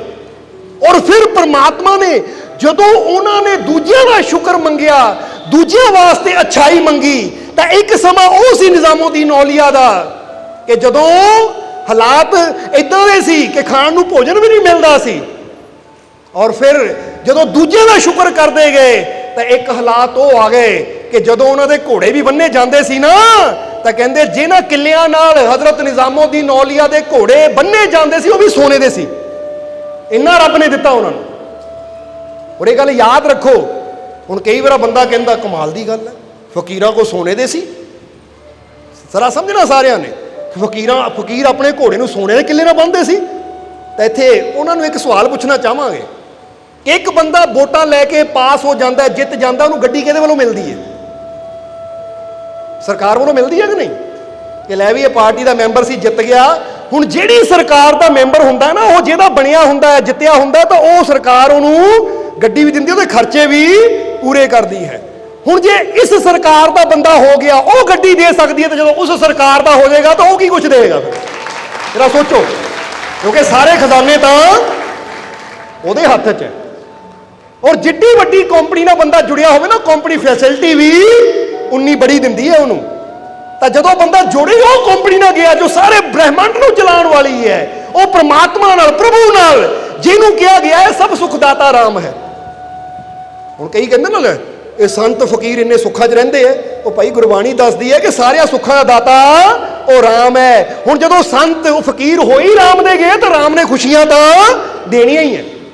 ਤਾਂ ਜੇ ਸੰਤ ਵਿਚਾਰੇ ਦਰ ਦਰ ਧੱਕੇ ਖਾਂਦੇ ਫਿਰਨ ਤਾਂ ਇਹਦਾ ਮਤਲਬ ਫਿਰ ਸ਼ਬਦ ਹੀ ਝੂਠੇ ਹੈ, ਕਿਉਂਕਿ ਜਿਹੜਾ ਰਾਮ ਦਾ ਹੋ ਗਿਆ ਉਹ ਸਰਕਾਰ ਦਾ ਹੋ ਗਿਆ। ਜੇ ਉਹਨੂੰ ਇੱਜ਼ਤ ਨਾ ਮਿਲੀ, ਉਹਨੂੰ ਪਿਆਰ ਨਾ ਮਿਲੀ, ਉਹਦੀਆਂ ਸ਼ਾਨਾਂ ਉੱਚੀਆਂ ਨਾ ਹੋਈਆਂ ਤੇ ਇਹਦਾ ਮਤਲਬ ਫਿਰ ਉਹ ਸਰਕਾਰ ਵੀ ਨੀਵੀਂ ਹੈ। ਕਿਉਂਕਿ ਸਰਕਾਰ ਦਾ ਪਤਾ ਕਿੱਥੋਂ ਲੱਗਦਾ ਹੈ? ਉਹ ਜਿੰਨੀ ਸ਼ਾਨਾਂ ਵਾਲੀ ਹੋਵੇ ਨਾ, ਜਦੋਂ ਕੋਈ ਉਹਦੇ ਨਾਲ ਜੁੜ ਜਾਂਦਾ ਹੈ, ਉਹਦੀਆਂ ਸ਼ਾਨਾਂ ਇੰਨੀਆਂ ਉੱਚੀਆਂ ਹੋ ਜਾਂਦੀਆਂ, ਫਿਰ ਪਤਾ ਲੱਗਦਾ ਭਾਈ ਇਹ ਕਿਹੜੀ ਸਰਕਾਰ ਦਾ ਮੈਂਬਰ ਹੈ। ਸਮਝ ਆ ਰਹੀ ਹੈ ਸਾਡੀ ਗੱਲ? ਇਸ ਲਈ ਤਾਂ ਹੀ ਤਾਂ ਬਾਬਾ ਫਰੀਦ ਨੇ ਕਿਹਾ ਆਪ ਸਵਾਰੇ ਮੈਂ ਮਿਲੇ, ਮੈਂ ਮਿਲਿਆ ਸੁਖ ਹੋਏ। ਉਹ ਫਰੀਦਾ ਜੇ ਤੂੰ ਮੇਰਾ ਹੋ ਲਵੇਂ ਸਭ ਜਗ ਤੇਰਾ ਹੋਏ। ਇਹ ਤਾਂ ਹੁਣ ਗੁਰੂਆਂ ਰਹਿਬਰਾਂ ਦੇ ਵਚਨ ਹੈ, ਫਕੀਰਾਂ ਦੇ ਵਚਨ ਹੈ ਕਿ ਰੱਬ ਵੀ ਕਹਿੰਦਾ ਹੈ ਤੂੰ ਭਾਈ ਮੇਰਾ ਹੋ ਤਾਂ ਮੈਂ ਪੂਰਾ ਜਗ ਤੇਰਾ ਕਰ ਦੂੰ, ਕੋਈ ਕਮੀ ਨਹੀਂ ਛੱਡੂਗਾ ਮੈਂ। ਜਦੋਂ ਰੱਬ ਦੇਣਾ ਸ਼ੁਰੂ ਕਰਦਾ ਹੈ ਤਾਂ ਫਿਰ ਉਹ ਫਕੀਰ, ਜਿੱਦਾਂ ਦੱਸਿਆ ਹਜ਼ਰਤ ਨਿਜ਼ਾਮੁਦੀਨ ਔਲੀਆ ਨੂੰ ਇੰਨਾ ਦਿੱਤਾ, ਕਹਿੰਦੇ ਨਾ ਇਹ ਖੂੰਟਾ ਜਿਹਦੇ ਨਾਲ ਮੱਝ ਵੱਜੀ ਜਾਂਦੀ ਹੈ, ਘੋੜਾ ਵੱਜਿਆ ਜਾਂਦਾ ਹੈ, ਉਹ ਕਿੱਲਾ ਵੀ ਕਾਹਦਾ ਸੀ? ਸੋਨੇ ਦਾ। ਜਰਾ ਸਮਝਣਾ ਸਾਰਿਆਂ ਨੇ। ਕਿਹਾ ਜਾਂਦਾ ਹੈ ਨਾ ਅਲਾਉਦੀਨ ਖਿਲਜੀ ਸੀ ਉਸ ਵੇਲੇ ਬਾਦਸ਼ਾਹ ਦਿੱਲੀ ਦਾ, ਔਰ ਅਲਾਉਦੀਨ ਖਿਲਜੀ ਜਿਹੜਾ ਸੀ ਨਾ ਬਾਦਸ਼ਾਹ ਬੜਾ ਜ਼ਾਲਿਮ ਸੀ, ਰੱਬ ਨੂੰ ਘੱਟ ਮੰਨਦਾ ਸੀ ਇਹ। ਹੁਣ ਜਦੋਂ ਉਹਨੂੰ ਪਤਾ ਲੱਗਾ ਕਿ ਨਿਜ਼ਾਮੁਦੀਨ ਔਲੀਆ ਦੇ ਦਰਬਾਰ ਤੇ ਰੋਜ਼ ਲੰਗਰ ਚੱਲਦੇ ਹੈ, ਰੋਜ਼ ਲੰਗਰ ਚੱਲਦੇ ਹੈ, ਬਹੁਤ ਜ਼ਿਆਦਾ ਗਿਣਤੀ 'ਚ ਲੋਕ ਖਾਣਾ ਖਾਂਦੇ ਹੈ ਔਰ ਇਹਨਾਂ ਦਾ ਬੜਾ ਨਾਮ ਹੈ, ਤਾਂ ਉਹਦੇ ਮਨ 'ਚ ਡਰ ਹੋਇਆ। ਮਨ 'ਚ ਡਰ ਕੀ ਹੋਇਆ ਕਿ ਪਹਿਲੀ ਗੱਲ ਉਹਦੇ ਅੰਦਰ ਕੀ ਆਈ ਕਿ ਉਹਨੂੰ ਪਤਾ ਲੱਗਾ ਕਿ ਮੇਰੀ ਸੈਨਾ ਦੇ ਜ਼ਿਆਦਾ ਮੈਂਬਰ ਉਹਨਾਂ ਦੇ ਦਰਬਾਰ ਤੇ ਜਾਂਦੇ, ਉਹਨਾਂ ਨੂੰ ਮੰਨਣ ਵਾਲੇ ਹੈ, ਯਾਨੀ ਮੇਰੇ ਅਮੀਰ ਵਜ਼ੀਰ ਜ਼ਿਆਦਾ ਨਿਜ਼ਾਮੁਦੀਨ ਔਲੀਆ ਨੂੰ ਮੰਨਣ ਵਾਲੇ ਹੈ। ਤਾਂ ਉਹਦੇ ਮਨ 'ਚ ਆਇਆ ਕਿ ਲੱਗਦਾ ਹੈ ਇਹ ਮੇਰੀ ਸੈਨਾ ਦੇ ਲੋਕ ਜਾਂ ਮੇਰੇ ਦਰਬਾਰੀ ਉੱਥੇ ਜਾਂਦੇ, ਚੜਾਵਾ ਜਾ ਕੇ ਚੜਾਉਂਦੇ ਹੈ, ਤਾਂ ਜਾ ਕੇ ਉੱਥੇ ਲੰਗਰ ਚੱਲਦੇ ਹੈ। ਔਰ ਜੇ ਇੱਦਾਂ ਹੀ ਲੰਗਰ ਚੱਲਦਾ ਰਿਹਾ ਤਾਂ ਕਿਤੇ ਇਹ ਨਾ ਹੋਵੇ ਇਹ ਦਿੱਲੀ ਦਾ ਬਾਦਸ਼ਾਹ ਬਣ ਜਾਵੇ ਤਾਂ ਮੇਰੇ ਖਿਲਾਫ ਹੀ ਜਨਤਾ ਨੂੰ ਭੜਕਾ ਦੇਵੇ, ਕਿਉਂਕਿ ਬਾਦਸ਼ਾਹ ਨੂੰ ਡਰ ਹੁੰਦਾ ਹੈ। ਹੁਣ ਉਹ ਖਿਲਜੀ ਨੇ ਕੀ ਕੀਤਾ, ਆਪਣੇ ਜਿੰਨੇ ਵੀ ਦਰਬਾਰੀ ਸੀ, ਜਿੰਨੇ ਵੀ ਸੈਨਾ ਦੇ ਮੈਂਬਰ ਸੀ, ਸਾਰਿਆਂ ਨੂੰ ਕਹਿ ਦਿੱਤਾ ਅੱਜ ਤੋਂ ਬਾਅਦ ਕਿਸੇ ਨੇ ਉਹਨਾਂ ਦੇ ਦਰਬਾਰ ਨਹੀਂ ਜਾਣਾ। ਹੁਣ ਇਹ ਸਰਕਾਰੀ ਕਰਮਚਾਰੀ ਜਾਣਾ ਬੰਦ ਹੋ ਜਾਣਗੇ ਤਾਂ ਉਹਨਾਂ ਦੇ ਘਰ ਦੇ ਵਿੱਚ ਆ ਜਿਹੜਾ ਖਰਚਾ ਜਾਂਦਾ ਨਾ, ਇਹ ਲੰਗਰ ਚੱਲਣੇ ਬੰਦ ਹੋ ਜਾਣਗੇ। ਜਦੋਂ ਆਪਣੇ ਸੈਨਿਕਾਂ ਨੂੰ ਮਨਾ ਕੀਤਾ ਖਿਲਜੀ ਨੇ ਤਾਂ ਉਸ ਵੇਲੇ ਨਿਜ਼ਾਮੁਦੀਨ ਔਲੀਆ ਤੱਕ ਖਬਰ ਜਦੋਂ ਪਹੁੰਚੀ ਤਾਂ ਨਿਜ਼ਾਮੁਦੀਨ ਔਲੀਆ ਨੇ ਹੱਸ ਕੇ ਕਿਹਾ ਇਹ ਬਾਦਸ਼ਾਹ ਦਾ ਭਰਮ ਹੈ ਕਿ ਉਹ ਦੇ ਰਿਹਾ ਤਾਂ ਲੰਗਰ ਚੱਲ ਰਹੇ ਹੈ, ਇਹ ਲੰਗਰ ਤਾਂ ਮੇਰਾ ਰੱਬ ਦੇ ਰਿਹਾ ਤਾਂ ਚੱਲ ਰਹੇ ਹੈ। ਇਸ ਲਈ ਅੱਗੇ 2000 ਬੰਦੇ ਵਾਸਤੇ ਲੰਗਰ ਬਣਦਾ ਸੀ, ਹੁਣ 4000 ਦਾ ਕਰ ਦਿਓ। ਉਹ ਕਹਿੰਦੇ ਦੁੱਗਣਾ ਕਰ ਦਿਓ। ਤਾਂ ਫਕੀਰਾਂ ਦਾ ਦਰ ਹੈ ਤਾਂ ਜੀ ਉਹਨੂੰ ਵੀ ਪਤਾ ਲੱਗੇ। ਹੁਣ ਅੱਗੇ ਤੋਂ ਵੀ ਜ਼ਿਆਦਾ ਗਿਣਤੀ ਵੱਧ ਗਈ ਔਰ ਖਿਲਜੀ ਨੇ ਜਦੋਂ ਦੇਖਿਆ ਉਹ ਕਹਿੰਦਾ ਆ ਕਿੱਥੋਂ ਰਿਹਾ ਹੈ, ਤਾਂ ਉਸ ਵੇਲੇ ਉਹਨਾਂ ਦਾ ਇੱਕ ਵਜ਼ੀਰ ਸੀ ਜਿਹੜਾ ਬੜਾ ਸਮਝਦਾਰ ਸੀ, ਨਿਜ਼ਾਮੁਦੀਨ ਔਲੀਆ ਮੰਨਣ ਵਾਲਾ। ਉਹ ਕਹਿੰਦਾ ਮਹਾਰਾਜ ਤੁਸੀਂ ਕੀ ਸੋਚਦੇ ਹੋ, ਅਸੀਂ ਜਾਂਦੇ ਆ ਜਾਂ ਇਹ ਦਰਬਾਰੀ ਜਾਂਦੇ ਆ ਤੁਹਾਡੇ, ਜਾਂ ਸੈਨਾ ਜਾਂਦੀ ਹੈ ਤੁਹਾਡੀ, ਸੈਨਿਕ ਜਾਂਦੇ ਜਾ ਕੇ ਦਿੰਦੇ ਐ? ਨਹੀਂ, ਉਹਨਾਂ ਨੂੰ ਆਪਣੇ ਰੱਬ ਤੇ ਭਰੋਸਾ, ਉਹ ਦੇਣ ਵਾਲਾ ਉਹਨਾਂ ਦਾ ਰੱਬ ਹੈ, ਉਹਨਾਂ ਕਿਹਦੇ ਜ਼ਰੀਏ ਦੁਆ ਦੇਣਾ ਉਹੀ ਜਾਣਦੇ। ਫਿਰ ਖਿਲਜੀ ਨੇ ਕਿਹਾ ਇੱਕ ਵਾਰ ਮੈਂ ਉਹਨਾਂ ਨੂੰ ਮਿਲਣਾ ਚਾਹੁੰਦਾ ਹਾਂ, ਮਿਲਣਾ ਚਾਹੁੰਦਾ ਹਾਂ। ਕਹਿੰਦੇ ਜਦੋਂ ਇਹ ਬਾਦਸ਼ਾਹ ਗਿਆ ਮਿਲਣ ਵਾਸਤੇ, ਉਹਨਾਂ ਦਰਸ਼ਨ ਕਰਨ ਵਾਸਤੇ, ਕਿਉਂਕਿ ਪਹਿਲਾਂ ਤਾਂ ਉਹ ਕਹਿੰਦਾ ਸੀ ਉਹਨਾਂ ਨੂੰ ਬੁਲਾਓ ਇੱਥੇ ਮੇਰੇ ਦਰਬਾਰ 'ਚ ਬੁਲਾਓ, ਤਾਂ ਆਪਣੇ ਵਜ਼ੀਰ ਨੇ ਕਿਹਾ, ਕਿਉਂਕਿ ਸੈਨਾਪਤੀ ਵਜ਼ੀਰ ਇਹ ਸਾਰੇ ਜਾਣਦੇ ਸੀ ਨਿਜ਼ਾਮੁਦੀਨ ਔਲੀਆ ਦੇ ਰੁਤਬੇ ਨੂੰ। ਉਹ ਕਹਿੰਦੇ ਮਹਾਰਾਜ ਉਹ ਫਕੀਰ ਹੈ, ਜੇ ਤੁਸੀਂ ਕਹੋ ਕਿ ਇੱਥੇ ਆ ਕੇ ਮਿਲਣ ਤਾਂ ਉਹਨਾਂ ਨੇ ਤੁਹਾਡੇ ਦਰਬਾਰ 'ਚ ਨਹੀਂ ਆਉਣਾ, ਕਿਉਂਕਿ ਉਹਨਾਂ ਨੂੰ ਤੁਹਾਡੀ ਜ਼ਰੂਰਤ ਨਹੀਂ ਹੈ। ਜੇ ਤੁਸੀਂ ਦਰਸ਼ਨ ਕਰਨਾ ਚਾਹੁੰਦੇ ਹੋ ਤੁਸੀਂ ਉਹਨਾਂ ਦੇ ਦਰਬਾਰ ਤੇ ਚੱਲ ਕੇ ਜਾਓ। ਫਿਰ ਕਹਿੰਦੇ ਜਦੋਂ ਗਿਆ ਖਿਲਜੀ ਤਾਂ ਨਿਜ਼ਾਮੁਦੀਨ ਔਲੀਆ ਅੰਦਰ ਬੈਠੇ ਸੀ, ਤਾਂ ਜਦੋਂ ਉਹ ਗਿਆ ਬਾਹਰੋਂ ਦਰਬਾਰ ਦੇਖਦਾ ਗਿਆ ਤਾਂ ਜਾਂਦੇ ਨੇ ਦੇਖਿਆ ਕਿ ਉਹਨਾਂ ਦੇ ਘੋੜੇ ਵੀ ਸੋਨੇ ਦੇ ਕਿੱਲਿਆਂ ਨਾਲ ਬੱਝੇ ਹੋਏ ਹੈ। ਬੜਾ ਹੈਰਾਨ ਹੋਇਆ ਕਿ ਮੈਂ ਬਾਦਸ਼ਾਹ ਹੋ ਕੇ ਵੀ ਆਪਣੇ ਘੋੜਿਆਂ ਨੂੰ ਲੱਕੜ ਦੇ ਕਿੱਲਿਆਂ ਨਾਲ ਬੰਨ੍ਹਦਾ ਆ, ਇਹ ਸੋਨੇ ਦੇ ਕਿੱਲਿਆਂ ਨਾਲ ਬੱਝੇ ਹੋਏ ਹੈ। ਜਰਾ ਸਮਝਣਾ। ਹੁਣ ਜਦੋਂ ਖਿਲਜੀ ਦੀ ਮੁਲਾਕਾਤ ਹਜ਼ਰਤ ਨਿਜ਼ਾਮੁਦੀਨ ਔਲੀਆ ਦੇ ਨਾਲ ਹੋਈ ਤਾਂ ਬਾਦਸ਼ਾਹ ਨੇ ਕਿਹਾ ਕਿ ਮਹਾਰਾਜ ਗੱਲਾਂ ਬਾਤਾਂ ਕਰਨ ਤੋਂ ਬਾਅਦ ਕਿ ਮੈਨੂੰ ਸਮਝ ਨਹੀਂ ਆਈ ਕਿ ਤੁਸੀਂ ਆਪਣੇ ਘੋੜਿਆਂ ਨੂੰ ਸੋਨੇ ਦੇ ਕਿੱਲਿਆਂ ਨਾਲ ਬੰਨਿਆ ਆ, ਇਹਦਾ ਰਾਜ ਕੀ ਹੈ, ਕਾਰਨ ਕੀ ਹੈ? ਤਾਂ ਉਸ ਵੇਲੇ हज़रत निज़ामुद्दीन औलिया ने बड़ा प्यारा जवाब दिता। वो कहते ए बादशाह तू सोना कित्थे पाया है? गल च, अपने हत्थां च, क्योंकि हत्थां च सोने दी अंगूठियां सी, गले च सोने दी चैनियां सी, माला सी। कहते तू सोना कित्थे रखिया है? गल च पाया है, हत्थां च रखिया है। क्यों? क्योंकि ये सोना तेरे दिल च गड्डिया होया है, यानी तेरे दिल च इहदा प्यार है, इस करके तू इहनूं इन्ना संभाल के रखदा है। तो जे साडी गल पुछे तो भाई असीं सोने नूं जमीन च रखदे आ और दिल च अपने यार नूं रखदे आ। असीं उत्थे संसार नूं नहीं रखदे, तां सोना गल च नहीं है साडे। ये दाता देण वाला है, ये सोने नूं तो जमीन च रखदे, गड्ढ के रखदे जमीन च, पर अपने दिल च अपने यार नूं यानी खुदा नूं रखदे, अपने मुर्शद नूं रखदे। क्योंकि निज़ामुद्दीन औलिया मुर्शद सी बाबा फरीद। हुण तुहाडे दिल च कौन है? तुसीं किहनूं कड्ढिया होया अंदर? अज बंदा संसार नहीं कटदा, एक माड़ी अंगूठी चोरी हो जाए बंदे की, या किते गुम, हाय मेरी अंगूठी नहीं मिलती, मैंने तो हार्ट अटैक हो जाना है। कई देखे असीं मालको इत्थे ना बालियां सी, अंगूठियां सी, मिलदियां नहीं, मैं तो परेशान हो गया, रोटी नहीं लंघदी अंदर, नींद नहीं आती। ਇਹਦਾ मतलब इन्ना दिल च लग गई है। ਉਹ दिल च अपने यार ਨੂੰ रखो, अपने मालिक ਨੂੰ रखो। ਤੁਸੀਂ ਇੱਕ अंगूठी की गल करते हो, एक बालियां की गल करते हो ना, पता नहीं किन्ने ढेर ला देने हैं। दिल च ਉਹਨੂੰ ਵਸਾਓ, क्योंकि जे तू मेरा हो लवे सब जग तेरा होए। एक बार हो के तो देखो। पर बंदा ਉਹਦਾ ਹੋਣ ਦੀ ਬਜਾਏ ਕਿੱਧਰ ਤੁਰਿਆ ਫਿਰਦਾ ਹੈ, ਕਿੱਧਰ ਦੌੜਿਆ ਫਿਰਦਾ ਹੈ। मैं ਇਹਦੇ ਨਾਲ प्यार करदा, मैं ਉਹਦੇ ਨਾਲ प्यार करदा। ਹੁਣ करी गौर करना, कोई दुनियावी चीज़ अगर ਉਹਦਾ कोई नुकसान हो जाए, फर्ज करो ਤੁਹਾਡਾ गिलास है कीमती होवे, ਉਹ टुट जाए, ਤੁਹਾਨੂੰ बेचैनी ਹੁੰਦੀ है।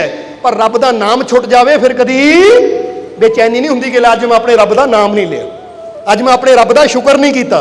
वो चीज़ जाती है तो साडी नींद उड़ जाती है, और रब का नाम भुल जाते हैं तो कदी सोचते ही नहीं है कि सब तो कीमती चीज़ तो ਉਹਦੀ याद है।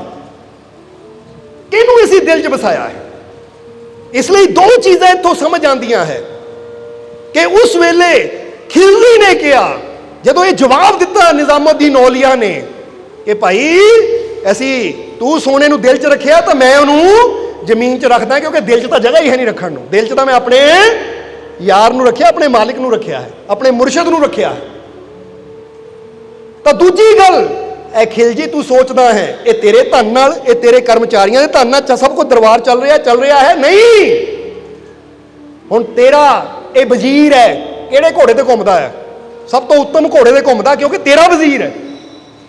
हुण समझाया कि निज़ामुद्दीन औलिया ने, क्योंकि हुंदा है ना बंदा कहे इस कंपनी का मैनेजर है, इहनूं चंगा घर दिओ, चंगी गड्डी दिओ, तो जिन्नी वधिया गड्डी जाएगा तो मतलब कंपनी भी उन्नी वधिया है। कहंदे तेरा वजीर है, ਇਹਦੇ ਕੋਲ सब तो तेरे तो बाद यानी तेरे तो बाद बादशाह तो बाद ये वजीर को सब तो उत्तम घोड़ा है, सब तो उच्चा घर है। क्योंकि बादशाह तो बाद वजीर की शान आती है। जो बादशाह ना हो तो फैसले वजीर ही लैंदा, मंत्री लैंदा है। समझते हो कि नहीं? हुण कहते जे तेरे दर दा वजीर है फिर ही इन्ना शाना उच्चियां है, तो मैं भी अपने रब के दर दा फकीर है। तो जरा सोच फिर मेरी शान की होएगी। क्योंकि रब के दर दे फकीर के सामने तो बादशाहां दी शाना भी थोड़ियां पै जांदियां हैं। इसलिए तुहानूं फिर कहांगे अपने रब ते विश्वास करके देखो, अपने मालिक दे हो के तो देखो, फिर तुसीं आप देखोगे कि कित्थे मैं कखा च रुलदा पै फिरदा सी तो कित्थे मेरे मालिक ने फर्श तो चक के मैनूं अर्श ते बिठा दिता। जिद्दां कि मिसाल दसी आ परमजीत हुणां दी, कंधाला जट्टां वाले जीवां दी, कि मिसाल दसी की हालात सी, और अज मालिक ने इत्थे बिठा दिता। इनू कहते हैं कि दिल दे विच इंसान अपने विश्वास रखे, भरोसा रखे, यकीन रखे तो असंभव भी संभव हो जाता। उन्हें इत्थे तो एक इन्हां दी मिसाल दी, इत्थे हज़ारां जीव ऐसे होणगे जिहड़े दस सकते हैं कि जदों दरबार ते नाल नहीं जुड़े सी तो साडे हालात की सी, तो हुण दरबार नाल जुड़ के असीं कित्थे पहुंच गए। अच्छा इसलिए किहड़ा जीव बैठा जिहड़ा गल मनदा? हत्थ खड़ा कर दिओ जरा। देखो किन्ने जीव बैठे हुए कि आप दस सकते हो। हुण इहनूं ही कहंदे हैं कि जे एक बादशाह का वजीर है तो वही शान एडी उच्ची है, तो जिहड़ा ओ प्रभु, ओ परमात्मा, ओ वाहिगुरू, ओ अल्लाह, ओ ईश्वर, ओ खुदा, ओ मालिक दे दर दा वजीर बन गया, फिर उहदियां शानां किन्नियां उच्चियां होणगियां। क्योंकि शाना देण वाला तो कौन है? उच्चियां शानां वाला जिहड़ा होवे ना, उही दूजे दी शान नूं वधा सकदा है। तो जिहड़े आप ही गिरे फिरदे है ਜਿਹੜੇ ਆਪ ਹੀ ਕੁਰਸੀਆਂ ਦੇ ਚੱਕਰਾਂ 'ਚ ਪਏ, ਉਹਨਾਂ ਦੂਜੇ ਨੂੰ ਕੁਰਸੀ ਤੇ ਕੀ ਬਿਠਾਣਾ? ਉਹਨਾਂ ਦੂਜੇ ਦੀ ਕੁਰਸੀ ਖਿੱਚ ਕੇ ਉਹਨੂੰ ਥੱਲੇ ਸੁੱਟਣ ਦੀ ਕੋਸ਼ਿਸ਼ ਕਰਨੀ ਹੈ। ਸਭ ਤੋਂ ਉੱਚੀਆਂ ਸ਼ਾਨਾਂ ਤਾਂ ਉਹ ਰੱਬ ਦੀਆਂ ਹੈ, ਉਹ ਮਾਲਿਕ ਦੀਆਂ ਹੈ। ਤਾਂ ਹੀ ਕਹਿੰਦੇ ਐ ਮੈਂ ਨੀਵਾਂ ਮੇਰਾ ਮੁਰਸ਼ਿਦ ਉੱਚਾ। ਜੇ ਲਾਣੀ ਹੈ ਤਾਂ ਉੱਚਿਆਂ ਨਾਲ ਲਾਈਏ, ਉੱਚਿਆਂ ਨਾਲ ਲਾਵਾਂਗੇ ਤਾਂ ਐਸੇ ਵੀ ਥੱਲਿਓ ਨੀਵਿਓਂ ਉੱਚੇ ਹੋ ਜਾਵਾਂਗੇ, ਤਾਂ ਜੇ ਨੀਵਿਆਂ ਨਾਲ ਲਾਵਾਂਗੇ ਤਾਂ ਵੈਸੇ ਵੀ ਗਿਰਦੇ ਜਾਵਾਂਗੇ। ਕਿਉਂਕਿ ਆਖਰ ਜਿੱਧਰ ਲੱਗਣੀ ਹੈ ਫਿਰ ਅਸਰ ਤਾਂ ਉਹੀ ਸਾਡੇ ਜੀਵਨ 'ਚ ਆਣਾ ਹੈ। ਸਮਝਦੇ ਹੋ ਕਿ ਨਹੀਂ? ਇਸ ਹੁਣ ਸਮਝ ਲਓ ਕਿ ਪਹਾੜ ਦੇ ਗੱਭ 'ਚ ਤੁਸੀਂ ਖੜੇ ਹੋ, ਉੱਪਰ ਤੁਹਾਡਾ ਇੱਕ ਮਿੱਤਰ ਹੈ, ਥੱਲੇ ਤੁਹਾਡਾ ਇੱਕ ਮਿੱਤਰ ਹੈ। ਹੁਣ ਜੇ ਤੁਸੀਂ ਉੱਪਰ ਵਾਲਿਆਂ ਨੂੰ ਦੇਖਦੇ ਉੱਧਰ ਜਾਂਦੇ ਹੋ ਤਾਂ ਤੁਹਾਡੇ ਜੀਵਨ 'ਚ ਉਚਾਈ ਆਉਂਦੀ ਹੈ, ਅੱਗੇ ਵਧਦੇ ਚਲੇ ਜਾਂਦੇ ਹੋ। ਜੇ ਥੱਲੇ ਜਾਂਦੇ ਹੋ ਤਾਂ ਫਿਰ ਗਿਰਦੇ ਜਾਂਦੇ ਹੋ। ਇਹੀ ਜੀਵਨ ਹੈ। ਇੱਕ ਪਾਸੇ ਕਾਮਯਾਬੀ ਹੈ, ਸਫਲਤਾ ਹੈ, ਜਿੱਥੇ ਸਾਡਾ ਮੁਰਸ਼ਿਦ ਖੜਾ ਬੁਲਾ ਰਿਹਾ ਹੈ ਕਿ ਵਿਸ਼ਵਾਸ ਰੱਖ। ਜੇ ਜੀਵਨ 'ਚ ਮੁਸ਼ਕਿਲਾਂ ਹੈ, ਪਰੇਸ਼ਾਨੀਆਂ ਹੈ ਤਾਂ ਚਿੰਤਾ ਨਾ ਕਰ, ਦੇਖ ਮੇਰੀ ਤਰਫ, ਕਦਮ ਵਧਾ, ਤੈਨੂੰ ਇਹ ਕਾਮਯਾਬੀ ਰੂਪੀ ਸਿਖਰ ਜ਼ਰੂਰ ਮਿਲੇਗਾ। ਜੇ ਉੱਧਰ ਦੇਖ ਕੇ ਅਸੀਂ ਕਦਮ ਵਧਾਉਂਦੇ ਹਾਂ ਤਾਂ ਫਿਰ ਸਾਨੂੰ ਕਾਮਯਾਬੀ ਮਿਲਦੀ ਚਲੀ ਜਾਂਦੀ ਹੈ, ਤਾਂ ਜੇ ਥੱਲੇ ਦੇਖਦੇ ਹਾਂ ਫਿਰ ਗਿਰਦੇ ਚਲੇ ਜਾਂਦੇ ਹਾਂ। ਪਿੱਛੇ ਜੇ ਇੱਕ ਮਿਸਾਲ ਵੀ ਦਿੱਤੀ ਸੀ, ਅੱਜ ਵੀ ਉਹ ਦੇਣੀ ਚਾਹਾਂਗੇ। ਡੰਡਾ ਹੈ ਇੱਥੇ? ਹੈ ਡੰਡਾ ਹੈ ਕਿਸੇ ਕੋਲ? ਹੈਗਾ ਤਾਂ ਦਿਖਾਈਓ। ਆਪ ਕਿਤੇ ਲਿਆ ਵੀ ਡੰਡਾ? ਫਿਕਰ ਨਾ ਕਰੋ, ਡਰਨਾ ਨਹੀਂ ਹੈ ਕਿਸੇ ਨੇ। ਸੋ ਦੱਸਣਾ ਕੀ ਚਾਹੁੰਦੇ ਹਾਂ ਅਸੀਂ ਕਿ ਅਗਰ ਇਨਸਾਨ ਆਪਣੇ ਮਾਲਿਕ ਦੀ ਤਰਫ ਧਿਆਨ ਰੱਖੇਗਾ, ਆਪਣੇ ਪ੍ਰਭੂ ਦੀ ਤਰਫ ਧਿਆਨ ਰੱਖੇਗਾ, ਪਰਮਾਤਮਾ ਦੀ ਤਰਫ ਧਿਆਨ ਰੱਖੇਗਾ ਤਾਂ ਜੀਵਨ 'ਚ ਬੰਦਾ ਅੱਗੇ ਵੱਧਦਾ ਚਲਾ ਜਾਂਦਾ ਹੈ। ਫਿਰ ਜੀਵਨ 'ਚ ਬੰਦਾ ਕਾਮਯਾਬ ਔਰ ਸਫਲ ਹੁੰਦਾ ਚਲਾ ਜਾਂਦਾ ਹੈ। ਤਾਂ ਜੇ ਬੰਦਾ ਧਿਆਨ ਥੱਲੇ ਰੱਖਦਾ ਹੈ ਤਾਂ ਫਿਰ ਕੀ ਹੁੰਦਾ ਹੈ? ਫਿਰ ਕੀ ਹੁੰਦਾ? ਫਿਰ ਬੰਦਾ ਗਿਰਦਾ ਚਲਾ ਜਾਂਦਾ ਹੈ। ਸਮਝਦੇ ਹੋ ਕਿ ਨਹੀਂ? ਇਸ ਲਈ ਤੁਸੀਂ ਵੀ ਧਿਆਨ ਕਿੱਧਰ ਰੱਖਣਾ ਹੈ। ਅਗਰ ਕਾਮਯਾਬੀ ਚਾਹੀਦੀ ਹੈ, ਸਫਲਤਾ ਚਾਹੀਦੀ ਹੈ ਤਾਂ ਫਿਰ ਧਿਆਨ ਆਪਣੇ ਮਾਲਿਕ ਦੀ ਤਰਫ ਰੱਖਣਾ ਹੈ। ਕਿਉਂਕਿ ਜਿੱਦਾਂ ਨਿਜ਼ਾਮੁਦੀਨ ਔਲੀਆ ਨੇ ਗੱਲ ਬੜੀ ਪਿਆਰੀ ਕਹੀ ਹੈ ਕਿ ਜਦੋਂ ਉਹ ਸ਼ਾਨਾਂ ਵਾਲੇ ਨਾਲ ਜੁੜ ਜਾਵਾਂਗੇ ਤਾਂ ਸਾਡੀਆਂ ਸ਼ਾਨਾਂ ਵੀ ਉੱਚੀਆਂ ਹੋ ਜਾਣਗੀਆਂ। ਇਸ ਲਈ ਜੇ ਤੁਸੀਂ ਆਪਣੀ ਸ਼ਾਨ ਵਧਾਉਣੀ ਚਾਹੁੰਦੇ ਹੋ, ਆਪਣੇ ਜੀਵਨ 'ਚ ਖੁਸ਼ੀ ਵਧਾਉਣੀ ਚਾਹੁੰਦੇ ਹੋ ਤਾਂ ਖੁਸ਼ੀਆਂ ਦਾ ਦਾਤਾ ਕੌਣ ਹੈ? ਜਵਾਬ ਦੇ ਦਿਓ ਆਪੇ ਹੀ। ਉਹ ਹੈ ਕਿ ਨਹੀਂ? ਸਭ ਸੁਖਦਾਤਾ ਰਾਮ ਹੈ। ਔਰ ਇੱਥੇ ਰਾਮ ਦੀ ਗੱਲ, ਉਹ ਈਸ਼ਵਰ ਦੀ ਗੱਲ ਹੋ ਰਹੀ, ਭਗਵਾਨ ਦੀ ਗੱਲ ਹੋ ਰਹੀ ਹੈ, ਪਰਮਾਤਮਾ ਦੀ ਗੱਲ ਹੋ ਰਹੀ ਹੈ, ਵਾਹਿਗੁਰੂ ਦੀ ਗੱਲ ਹੋ ਰਹੀ ਹੈ, ਉਹ ਮਾਲਿਕ ਦੀ ਗੱਲ ਹੋ ਰਹੀ ਹੈ। ਇੱਥੇ ਰਾਮ ਦਸ਼ਰਥ ਦੇ ਬੇਟੇ ਦੀ ਗੱਲ ਨਹੀਂ ਹੋ ਰਹੀ। क्योंकि एक राम दशरथ घर डोले, एक राम घट घट में बोले। एक राम वो है दशरथ के घर में डोल रहा है, इधर जा रहा उधर जा रहा, तो एक राम वो है जो घट घट में बोल रहा है। इसलिए कबीर साहब कहते मैं वो राम नूं मनदा हां, वो राम की गल करदा जो घट घट दे अंदर समाया होया है, जो तेरे अंदर भी है तो मेरे अंदर भी है, जो हर जगह बैठा बोल रहा है। इसलिए असीं उस राम ते अपने उस मालिक ते विश्वास रखना है, उस मालिक ते यकीन रखना है। कहते अलाउद्दीन खिलजी का सारा हंकार उस वेले टुट गया, क्योंकि बड़े बड़े हंकार भी फकीरां दे कोल जाण नाल ही टुट जाते हैं। समझदे हो कि नहीं? इसलिए फकीरां नूं कदी उच्ची जगह बैठिया देख के मन च ना सोचो लै फकीर हो गए उच्ची जगह बैठा। वो भाई फकीर है किते वजीर? जे रब इतना उच्चा है तो जे ना उहदे नाल यारी ला ली, रब उहनूं थल्ले नहीं बैठन दिंदा, उहनूं भी उच्ची जगह ही बिठांदा कि मेरा हो गया तो तेनू थल्ले क्यों बिठावां, आ तेनू दुनिया की सब तो उच्ची स्टेज पर बिठाऊं मैं। एक बार रब दे होके तो देखो, उत्ते विश्वास करके तो देखो, तुहाडी जिंदगी भी बदल जाए। क्योंकि क्या फर्क होता है खुदा और पीर में? कहते की फर्क होता है कि फकीर विच तां रब विच? तां कह दसिया है क्या फर्क होता है खुदा और पीर में? वही जो फर्क होता है बादशाह और वजीर में। अगर कुछ मांगो और ना मिले तो समझ लेना कुछ और अच्छा लिखा है तकदीर में। इनू याद रखो। कहते की फर्क? रब ने पता नहीं की खुशियां केड़ियां रहमतां तुहाडी तकदीर च लिखनियां है, केड़ी दात तुहाडी झोली पानी है। बस तुसीं यकीन रखो। सोचो ना मैनू आ मंगिया सी मिलिया नहीं, ये सोचो मैं रब अगे बेनती की है ना, जे ये नहीं मिलिया तो उन्हें ये तो अच्छा मेरे वास्ते सोचा होएगा। समझना जरा सारिਆਂ ने। इसलिए कई बार की होंदा है इंसान अपनी मूर्खता दे नाल, इंसान अपनी मूर्खता दे नाल की करता है, सब कुछ गवा लेंदा है। चलो डंडा आ गया, थोड़ा एक्सपेरीमेंट करिए, इधर सामने आ जाए, ठीक है। हुण जरा देखना इधर, इधर थल्ले देखना है तो डंडे नूं खड़ा करने की कोशिश करनी, उंगलियां वाल देख के डंडे नूं खड़ा करने की कोशिश करनी। ਉਂਗਲੀਆਂ ਵੱਲ ਦੇਖ ਕੇ, ਹਾਂ ਕਰ ਕਰ ਕੋਸ਼ਿਸ਼, ਸ਼ਾਬਾਸ਼। ਉਂਗਲੀ ਵੱਲ ਦੇਖਣਾ ਹੈ, ਕਰ ਕੋਸ਼ਿਸ਼। ਜਰਾ ਇੱਧਰ ਨੂੰ ਕਰਨਾ, ਸੰਗਤ ਵੱਲ ਮੂੰਹ ਕਰਦੇ ਜਰਾ। ਉਂਗਲੀ ਵੱਲ ਦੇਖ ਕੇ ਕੋਸ਼ਿਸ਼ ਕਰਨੀ ਹੈ। ਹੁਣ ਛੱਡ, ਉਂਗਲੀ ਵੱਲ ਨਾ ਦੇਖ, ਹੁਣ ਉੱਪਰ ਦੇਖ, ਇਹਦੇ ਸਿਰੇ ਵੱਲ ਦੇਖ ਉੱਪਰ। ਹੁਣ ਖੜਾ ਕਰ ਇਹਨੂੰ, ਉੱਪਰ ਦੇਖ ਕੇ ਦੇਖ ਲਓ ਤੁਹਾਡੇ ਸਾਹਮਣੇ। ਤੁਸੀਂ ਘਰ ਜਾ ਕੇ ਪ੍ਰੈਕਟਿਸ ਕਰ ਲਿਓ, ਘਰ ਜਾ ਕੇ ਡੰਡਾ ਲੈ ਕੇ ਘਰ ਜਾ ਕੇ ਪ੍ਰੈਕਟਿਸ ਕਰ ਲਿਓ। ਤੁਸੀਂ ਕੀ ਕਰਨਾ, ਪਹਿਲਾਂ ਆਪਣੀਆਂ ਉਂਗਲੀਆਂ ਵੱਲ ਦੇਖਦੇ ਹੋਏ ਡੰਡੇ ਦੇ ਥੱਲੇ ਦੇਖਦੇ ਹੋ, ਤੁਸੀਂ ਇਹਨੂੰ ਖੜਾ ਕਰਨ ਦੀ ਕੋਸ਼ਿਸ਼ ਕਰਨੀ ਹੈ, ਤਾਂ ਤੁਸੀਂ ਦੇਖੋਗੇ ਬੈਲੈਂਸ ਨਹੀਂ ਬਣੇਗਾ। ਪਰ ਫਿਰ ਤੁਸੀਂ ਥੱਲੇ ਦੀ ਬਜਾਏ ਉੱਪਰ ਦੇਖੋ, ਸਿਖਰ ਵੱਲ, ਇਹਦਾ ਬੈਲੈਂਸ ਬਣ ਜਾਏਗਾ। ਅੱਜ ਤਾਂ ਹੁਣ ਬਣਿਆ ਹੋਇਆ ਹੈ। ਇਹਦਾ ਮਤਲਬ ਕੀ ਹੈ, ਇਹ ਜ਼ਿੰਦਗੀ ਦੀ ਇੱਕ ਬਹੁਤ ਬੜੀ ਮਿਸਾਲ ਹੈ। ਜੇ ਥੱਲੇ ਹੀ ਤੁਸੀਂ ਦੇਖਦੇ ਰਹੋਗੇ ਦੁਨੀਆ ਵੱਲ, ਤਾਂ ਕਦੀ ਤੁਹਾਡਾ ਜੀਵਨ ਬੈਲੈਂਸ ਨਹੀਂ ਆਏਗਾ, ਕਦੀ ਤੁਹਾਨੂੰ ਤਰੱਕੀ ਨਹੀਂ ਮਿਲੇਗੀ। ਪਰ ਜਦੋਂ ਤੁਸੀਂ ਉੱਪਰ ਦੇਖੋਗੇ, ਆਪਣੇ ਰੱਬ ਦੀ ਤਰਫ, ਦੁਨੀਆ ਨੂੰ ਬਣਾਉਣ ਵਾਲੇ ਮਾਲਿਕ ਦੀ ਤਰਫ, ਉਹਦੀ ਤਰਫ ਦੇਖੋਗੇ, ਤਾਂ ਤੁਹਾਡੇ ਜੀਵਨ 'ਚ ਸਾਰੀਆਂ ਖੁਸ਼ੀਆਂ ਆਉਂਦੀਆਂ ਚਲੀਆਂ ਜਾਣਗੀਆਂ, ਤੁਹਾਡਾ ਬੈਲੈਂਸ ਬਣ ਜਾਏਗਾ ਜੀਵਨ। ਹੁਣ ਜ਼ਿਆਦਾਤਰ ਇਨਸਾਨ ਦੇ ਦੁੱਖਾਂ ਦਾ ਕਾਰਨ ਇਹੀ ਹੈ ਕਿ ਬੰਦਾ ਥੱਲੇ ਹੀ ਦੇਖਦਾ ਹੈ, ਥੱਲੇ ਹੀ ਦੇਖਦਾ ਹੈ। ਹੁਣ ਇੱਥੇ ਵੀ ਸਮਝ ਲਈ, ਦੋ ਇਨਸਾਨ ਹੈ। ਇੱਕ ਇਨਸਾਨ ਦੇਖਦਾ ਆਪਣੇ ਦੁੱਖਾਂ ਦੀ ਤਰਫ, ਆਪਣੀਆਂ ਪਰੇਸ਼ਾਨੀਆਂ ਦੀ ਤਰਫ, ਉਹ ਹਰ ਵੇਲੇ ਹਾਏ ਹਾਏ ਕਰਦਾ, ਰੋਂਦਾ ਹੈ। ਤੇ ਇੱਕ ਪਾਸੇ ਦੂਜਾ ਇਨਸਾਨ ਹੈ, ਉਹਦੇ ਜੀਵਨ 'ਚ ਵੀ ਉਨੇ ਦੁੱਖ ਹੈ, ਉਹਦੇ ਜੀਵਨ 'ਚ ਵੀ ਉਨੀਆਂ ਹੀ ਪਰੇਸ਼ਾਨੀਆਂ ਹੈ, ਪਰ ਉਹ ਹੱਸਦਾ ਹੈ, ਮੁਸਕਰਾਉਂਦਾ ਹੈ। ਤਾਂ ਉਹ ਪਹਿਲਾ ਇਨਸਾਨ ਉਹਨੂੰ ਪੁੱਛਦਾ ਹੈ, ਭਾਈ ਮੇਰੇ ਜੀਵਨ 'ਚ ਇੰਨੀਆਂ ਤਕਲੀਫਾਂ ਦੁੱਖ ਹੈ, ਉਨੇ ਦੁੱਖ ਉਨੀਆਂ ਤਕਲੀਫਾਂ ਤੇਰੇ ਜੀਵਨ 'ਚ ਵੀ ਹੈ, ਫਿਰ ਤੂੰ ਕਿਉਂ ਹੱਸਦਾ ਹੈ, ਫਿਰ ਤੂੰ ਕਿਉਂ ਇੰਨਾ ਖੁਸ਼ ਹੈ? ਮੇਰੇ ਜੀਵਨ 'ਚ ਇੰਨੀਆਂ ਪਰੇਸ਼ਾਨੀਆਂ ਹੈ, ਮੈਂ ਰੋ ਰਿਹਾ ਹਾਂ, ਤੇਰੇ ਜੀਵਨ 'ਚ ਵੀ ਉਨੀਆਂ ਪਰੇਸ਼ਾਨੀਆਂ, ਤੂੰ ਹੱਸ ਰਿਹਾ ਕਿਉਂ? ਤਾਂ ਦੂਜਾ ਇਨਸਾਨ ਜਵਾਬ ਦਿੰਦਾ, ਉਹ ਇਸ ਲਈ ਤੂੰ ਤਾਂ ਰੋ ਰਿਹਾ ਹੈ ਕਿਉਂਕਿ ਤੇਰਾ ਧਿਆਨ ਥੱਲੇ ਪਰੇਸ਼ਾਨੀਆਂ ਵੱਲ ਹੈ, ਤਾਂ ਮੈਂ ਤਾਂ ਹੱਸ ਰਿਹਾ ਕਿ ਪਰੇਸ਼ਾਨੀਆਂ ਤਾਂ ਮੇਰੇ ਜੀਵਨ 'ਚ ਹੈ, ਪਰ ਮੇਰਾ ਧਿਆਨ ਉੱਪਰ ਮਾਲਕ ਦੀਆਂ ਰਹਿਮਤਾਂ ਵੱਲ ਹੈ।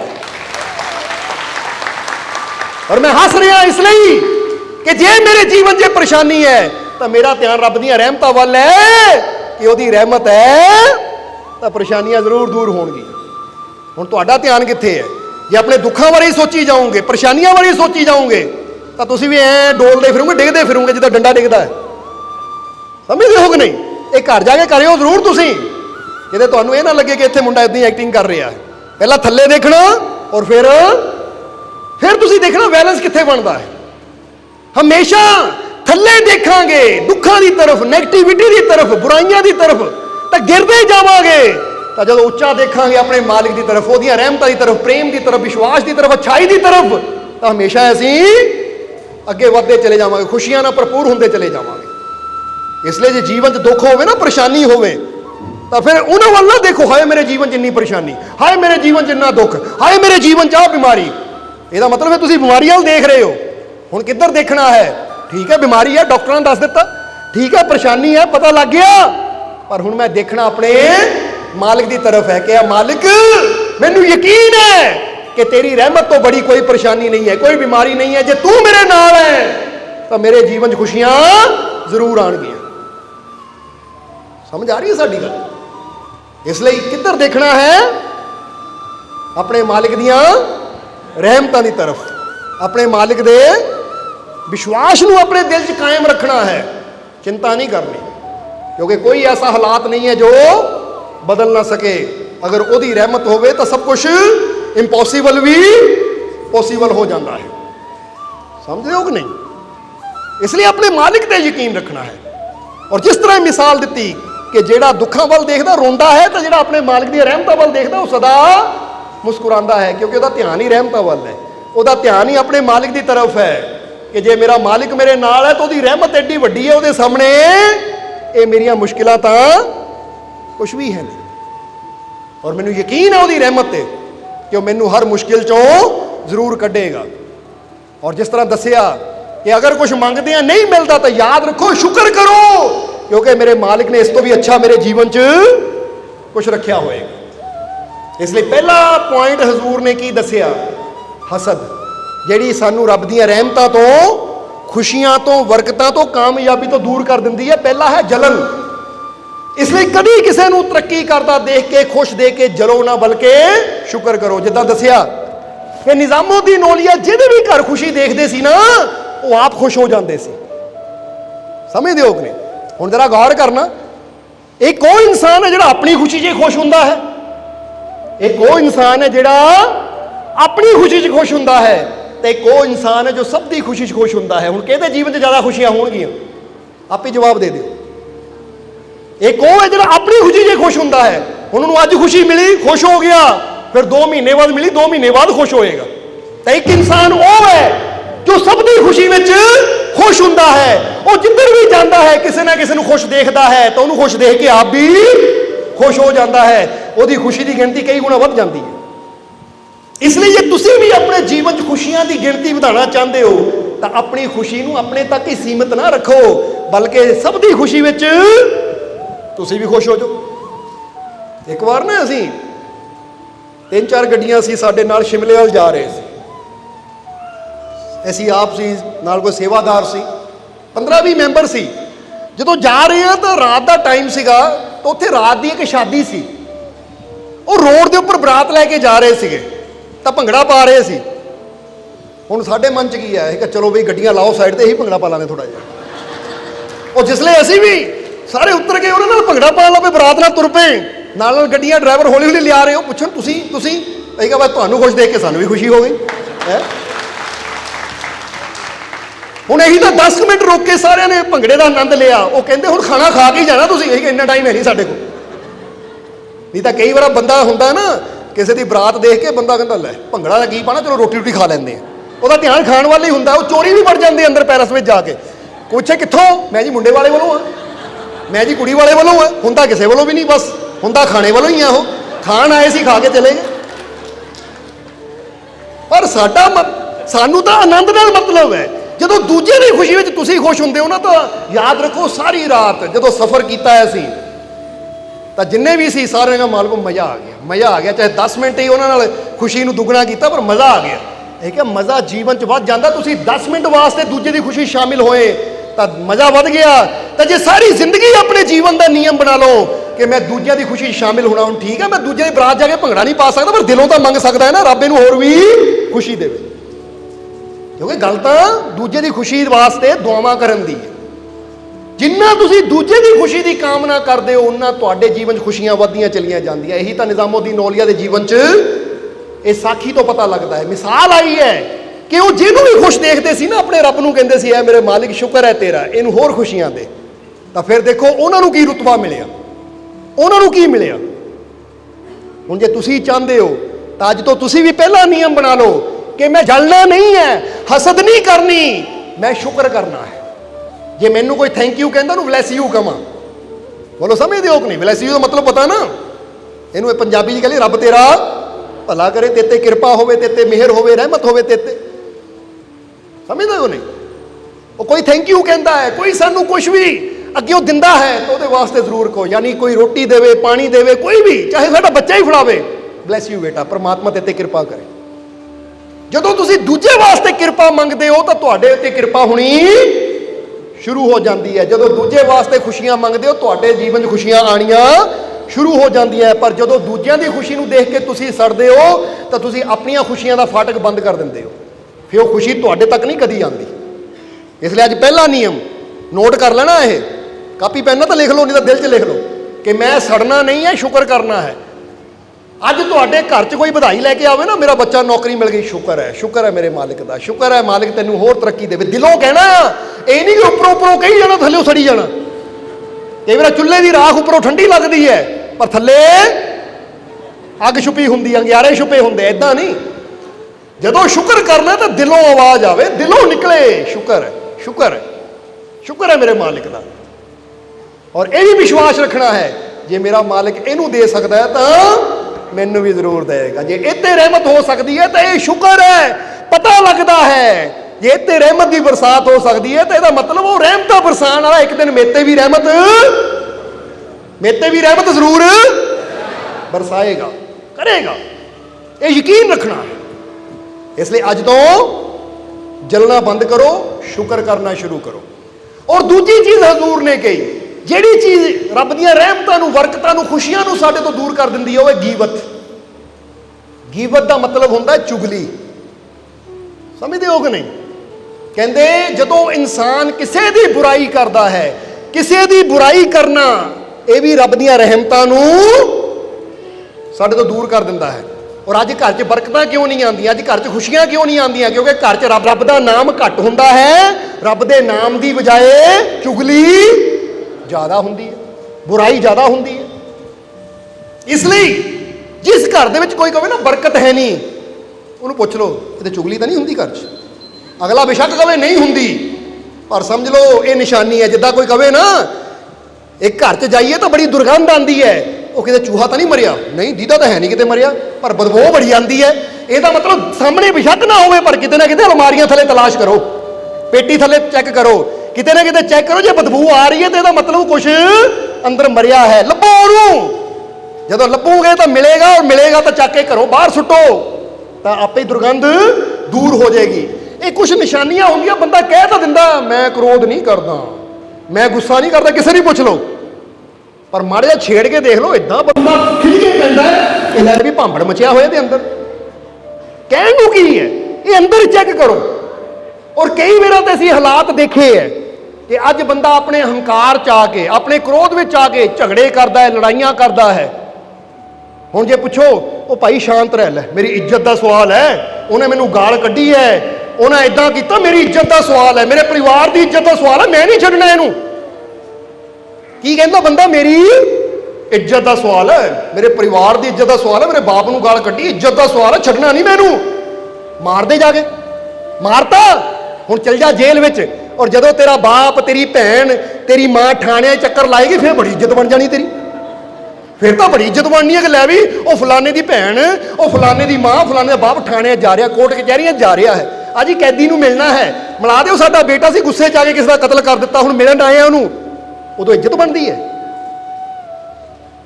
ਲੜਾਈ ਝਗੜੇ ਕਰਨ ਨਾਲ ਇੱਜ਼ਤ ਨਹੀਂ ਬਣਦੀ, ਬਲਕਿ ਇੱਜ਼ਤ ਕਦ ਨਾਲ ਬਣਦੀ ਹੈ? क्षमा करन नाल, माफ करन दे नाल। ताही तां हज़ूर मुहम्मद साहब ने भी कहा है कि माफ करन नाल, क्षमा करन नाल इज्जत वधदी है, घटदी नहीं है। जिहड़ा इंसान दूजे की गलती ते उहनूं माफ कर दिंदा है, उहदी इज्जत रब दी नज़रां च भी वधदी है तो दुनिया की नज़रां च भी वध जाती है। हुण तुहाडे सामने दो आदमी लड़दे होण, किसी ने कुछ कह दिता, एक ने जाके धोनों फड़ लिया, तो तुहाडे अंदर की आना है? बंदे अंदर कितना गुस्सा, फड़ लिया जाके, इज्जत वधी होगी। पर जे दूजा बोलता है, वो अगे कहता जा भाई मैं माफ किया तेन जा, तो तुसीं कहना बंदा कितना अच्छा बंदा है, ये चाहता तो गल नूं वधा भी सकता सी, पर इन्हें मिट्टी पा दी। कितना अच्छा बंदा है। अच्छाई हमेशा याद रखो, इज्जत साडी बनाती है। क्रोध विच, अहम दे विच, अहंकार दे विच असीं झगड़े तो कर लेंदे आ, पर जदों बाद चों रिजल्ट आते ना सामने, फिर इज्जत बनती है। हुण जरा दसो, जिदा कहा कि लै मैं इहनूं माफ नहीं करना, मेरी इज्जत का सवाल है, मैं तो बदला लेना है। हुण बदला लैन लग्या, उहनूं सੱਟ मारती, 26 का परचा कट्टिया गया, चला गया थाणिਆਂ 'ਚ। हुण जदों घर दे विचारे मिहनतां करदे फिरदे, इज्जत बनती है फिर तां घटदी है? जवाब दिओ सानूं। जदों बाप नूं कहना पैंदा वो मेरा नौजवान बेटा सी, झगड़े 'ਚ ना जेल 'ਚ चला गया, हुण मैं उहदी जमानत करांदा फिरदा आ, ये बाप की इज्जत बनती है? जदों वकीलां मगर घुमदा है, कोर्ट कचहरियां 'ਚ घुमदा है, फिर अगर उत्थे ही थोड़ी शांति कर लैंदा बेटा, ओ यार इज्जत उदों बननी जदों माफ करूंगा मैं, क्योंकि माफ करने वाली इज्जत रब दे घर उच्ची हुंदी है। मेरे माँ बाप की इज्जत भी बनेगी कि कैसा बेटा इन्होंने पैदा किया है। इसलिए दसना की चाहते हैं कि थोड़ा जिहा अपने आप को चेक करो कि मेरे अंदर ये जिहड़ियां कमियां है ना, मैं इन्हां कमियां नूं दूर करना है। पर असीं मनदे ही नहीं हाँ, मैं तो क्रोध करदा नहीं, मेरे अंदर तो हंकार है ही नहीं। और याद रखो, जिहड़ा अपने अंदर दियां कमियां नूं नहीं मनदा, वो कदी उन्हां दा सुधार भी नहीं करेगा। इसलिए सब तो पहला कबूल करो, हाँ मेरे अंदर एक बुराई है, मेरे अंदर एक कमी अगर है तो मैनू दूर करना है। हुण जे क्रोध है, कबूल करो है, पर हुण मैं इहदा हल करना है। तो जे बंदा कहे नहीं है ही नहीं गुस्सा, हुण जिहड़ी चीज़ है ही नहीं, फिर उहदे वास्ते कदी दूर करने की कोशिश भी नहीं करनी। तुहाडे मूँह ते दाग लगा, तुसीं मन्नो है ही नहीं, तो कदी साफ करने की कोशिश भी तुसीं नहीं करनी। पर किसी ने दसता तेरे मुंह ते दाग है, तुसीं मान लो होएगा, ठीक है, तुसीं देखते हो, चेक करते हो, नजर आता है कि हाँ है, फिर तुसीं मूँह धोंदे हो, दाग धुल जाता है। इदां ही गुरु रहबर तुहानूं कहते क्रोध है, नहीं जी साडे अंदर है नहीं, ये तो बड़े शांत है, मन्निया ही नहीं। और जे बीमारी नूं मन्निया ही नहीं तो उसका इलाज भी। इसलिए सब तो पहली गल तो यही, जिहड़ी कमी है उहनूं कबूल करिए, जे है तो है, हुण इहदा हल करिए। जिद्दां बंदा कहे टैंपरेचर है, मान लिया है, ਹੁਣ ਕੋਈ ਦਵਾਈ ਲਈਏ, ਕੋਈ ਹੱਲ ਕਰੀਏ ਜਿੰਨਾ ਟੈਂਪਰੇਚਰ ਦੂਰ ਹੋਵੇ। ਤਾਂ ਜੇ ਬੰਦਾ ਕਹੇ ਮੈਨੂੰ ਹੈ ਹੀ ਨਹੀਂ, ਉਹ ਡਾਕਟਰ ਕਹੇ 104 ਹੈ, ਥਰਮਾਮੀਟਰ ਦਿਖਾ ਰਿਹਾ, ਨਹੀਂ ਜੀ ਤੁਹਾਡਾ ਥਰਮਾਮੀਟਰ ਹੀ ਗਲਤ ਹੈ, ਮੈਨੂੰ ਤਾਂ ਬੁਖਾਰ ਹੈ ਹੀ ਨਹੀਂ, ਮੈਂ ਤਾਂ ਮੰਨਦਾ ਹੀ ਨਹੀਂ ਹੈ, ਤਾਂ ਫਿਰ ਬਿਮਾਰੀ ਵੱਧਦੀ ਚਲੀ ਜਾਏਗੀ। ਇਸ ਲਈ ਹੁਣ ਸਤਸੰਗ ਥੋੜਾ ਲੰਬਾ ਹੋ ਰਿਹਾ, ਨਿਚੋੜ ਚ ਕਰੀਏ ਇਹਨੂੰ ਕਿ ਹਜ਼ੂਰ ਨੇ, ਕਿਉਂਕਿ ਸਮਝਾਉਣ ਨੂੰ ਤਾਂ ਬਹੁਤ ਕੁਛ ਹੈ, ਕਿ ਦੂਜੀ ਚੀਜ਼ ਹਜ਼ੂਰ ਨੇ ਦੱਸੀ ਕਿਹੜੀ? ਗੀਵਤ, ਜਿਹੜੀ ਰੱਬ ਦੀਆਂ ਰਹਿਮਤਾਂ ਨੂੰ, ਖੁਸ਼ੀਆਂ ਨੂੰ, ਬਰਕਤਾਂ ਨੂੰ ਸਾਡੇ ਘਰ ਚੋਂ ਦੂਰ ਕਰ ਦਿੰਦੀ। ਕਹਿੰਦੇ ਕਦੀ ਕਿਸੇ ਚੁਗਲੀ ਨਾ ਕਰੋ, ਕਿਉਂਕਿ ਚੁਗਲੀ ਕਰਨ ਵਾਲਾ ਇਨਸਾਨ ਜੀਵਨ 'ਚ ਕਦੀ ਖੁਸ਼ੀ ਨਹੀਂ ਪਾ ਸਕਦਾ, ਕਾਮਯਾਬੀ ਨਹੀਂ ਪਾ ਸਕਦਾ। ਇਹ ਗੱਲ ਹਮੇਸ਼ਾ ਯਾਦ ਰੱਖੋ। ਇਸ ਲਈ ਕਦੀ ਕਿਸੇ ਦੀ ਬੁਰਾਈ ਨਾ ਕਰੋ, ਕਦੀ ਕਿਸੇ ਦੀ ਚੁਗਲੀ ਨਾ ਕਰੋ। ਉਹ ਜੀ ਉੱਦਾਂ ਹੈ, ਉਹ ਜੀ ਇੱਦਾਂ ਹੈ। ਹੁਣ ਜੇ ਉਹਦੀ ਚੁਗਲੀ ਕੀਤੀ ਤਾਂ ਜ਼ਰਾ ਸੋਚੋ ਉਹਦੇ 'ਚ ਕੀ ਸੁਧਾਰ ਹੋ ਗਿਆ, ਤੁਹਾਨੂੰ ਕੀ ਮਿਲ ਜਾਣਾ ਹੈ। ਸਮਝਦੇ ਹੋ ਕਿ ਨਹੀਂ? ਇਸ ਲਈ ਜਦੋਂ ਕੋਈ ਤੁਹਾਡੇ ਕੋਲ ਆਵੇ ਨਾ ਕਿਸੇ ਦੀ ਗੱਲ ਕਰਨ ਲੱਗਿਆ, ਤਾਂ 3 ਟੈਸਟ ਲਓ ਉਹਦੇ, 3 ਟੈਸਟ। ਫਿਰ ਗੱਲ ਸੁਣੋ, ਉਹ 3 ਟੈਸਟ ਕਿਹੜੇ ਸੀ? ਸ਼ੁਕਰਾਤ ਹਮੇਸ਼ਾ 3 ਟੈਸਟ ਲੈਂਦੇ ਹੁੰਦੇ ਸੀ, ਫਿਰ ਉਹ ਗੱਲ ਅੱਗੇ ਵਧਾਉਂਦੇ ਸੀ। ਕਹਿੰਦੇ ਇੱਕ ਦਿਨ ਬੈਠੇ ਸੀ, ਇੱਕ ਦੋਸਤ ਆਇਆ, ਆ ਕੇ ਸ਼ੁਕਰਾਤ ਨੂੰ ਕਹਿਣ ਲੱਗਾ ਬੜੀ ਜ਼ਰੂਰੀ ਗੱਲ ਦੱਸਣੀ ਹੈ। ਸ਼ੁਕਰਾਤ ਕਹਿੰਦੇ ਪਹਿਲੀ ਗੱਲ ਦੱਸ, ਮੇਰੇ 3 ਸਵਾਲਾਂ ਦਾ ਜਵਾਬ ਦੇ। ਜਿਹੜੀ ਗੱਲ ਤੂੰ ਮੈਨੂੰ ਦੱਸਣਾ ਚਾਹੁੰਦਾ ਆ ਉਹ 'ਚ ਮੇਰਾ ਕੋਈ ਫਾਇਦਾ ਹੈ ਜਾਂ ਮੇਰਾ ਕੋਈ ਨੁਕਸਾਨ ਹੈ? ਕਹਿੰਦਾ ਨਹੀਂ, ਨਾ ਤੇਰੇ 'ਚ ਫਾਇਦਾ ਹੈ ਨਾ ਨੁਕਸਾਨ ਹੈ। ਜ਼ਰਾ ਸਮਝਣਾ। ਫਿਰ ਦੂਜੀ ਗੱਲ, ਉਹ ਕਹਿੰਦੇ ਹੁਣ ਦੂਜੀ ਗੱਲ ਦੱਸ ਕਿ ਜਿਹੜੀ ਗੱਲ ਤੂੰ ਦੱਸਣਾ ਚਾਹੁੰਦਾ ਉਹ 'ਚ ਤੇਰਾ ਫਾਇਦਾ ਹੈ, ਕੋਈ ਤੇਰਾ ਫਾਇਦਾ ਹੈ, ਤੇਰੇ ਲਾਭ ਦੀ ਗੱਲ ਹੈ, ਕੋਈ ਸਲਾਹ ਲੈਣੀ ਚਾਹੁੰਦਾ ਆਪਣੇ ਬਾਰੇ? ਉਹ ਕਹਿੰਦਾ ਨਹੀਂ, ਉਹ 'ਚ ਮੇਰਾ ਵੀ ਫਾਇਦਾ ਕੋਈ, ਮੇਰਾ ਵੀ ਨੁਕਸਾਨ ਕੋਈ ਨਹੀਂ ਹੈ।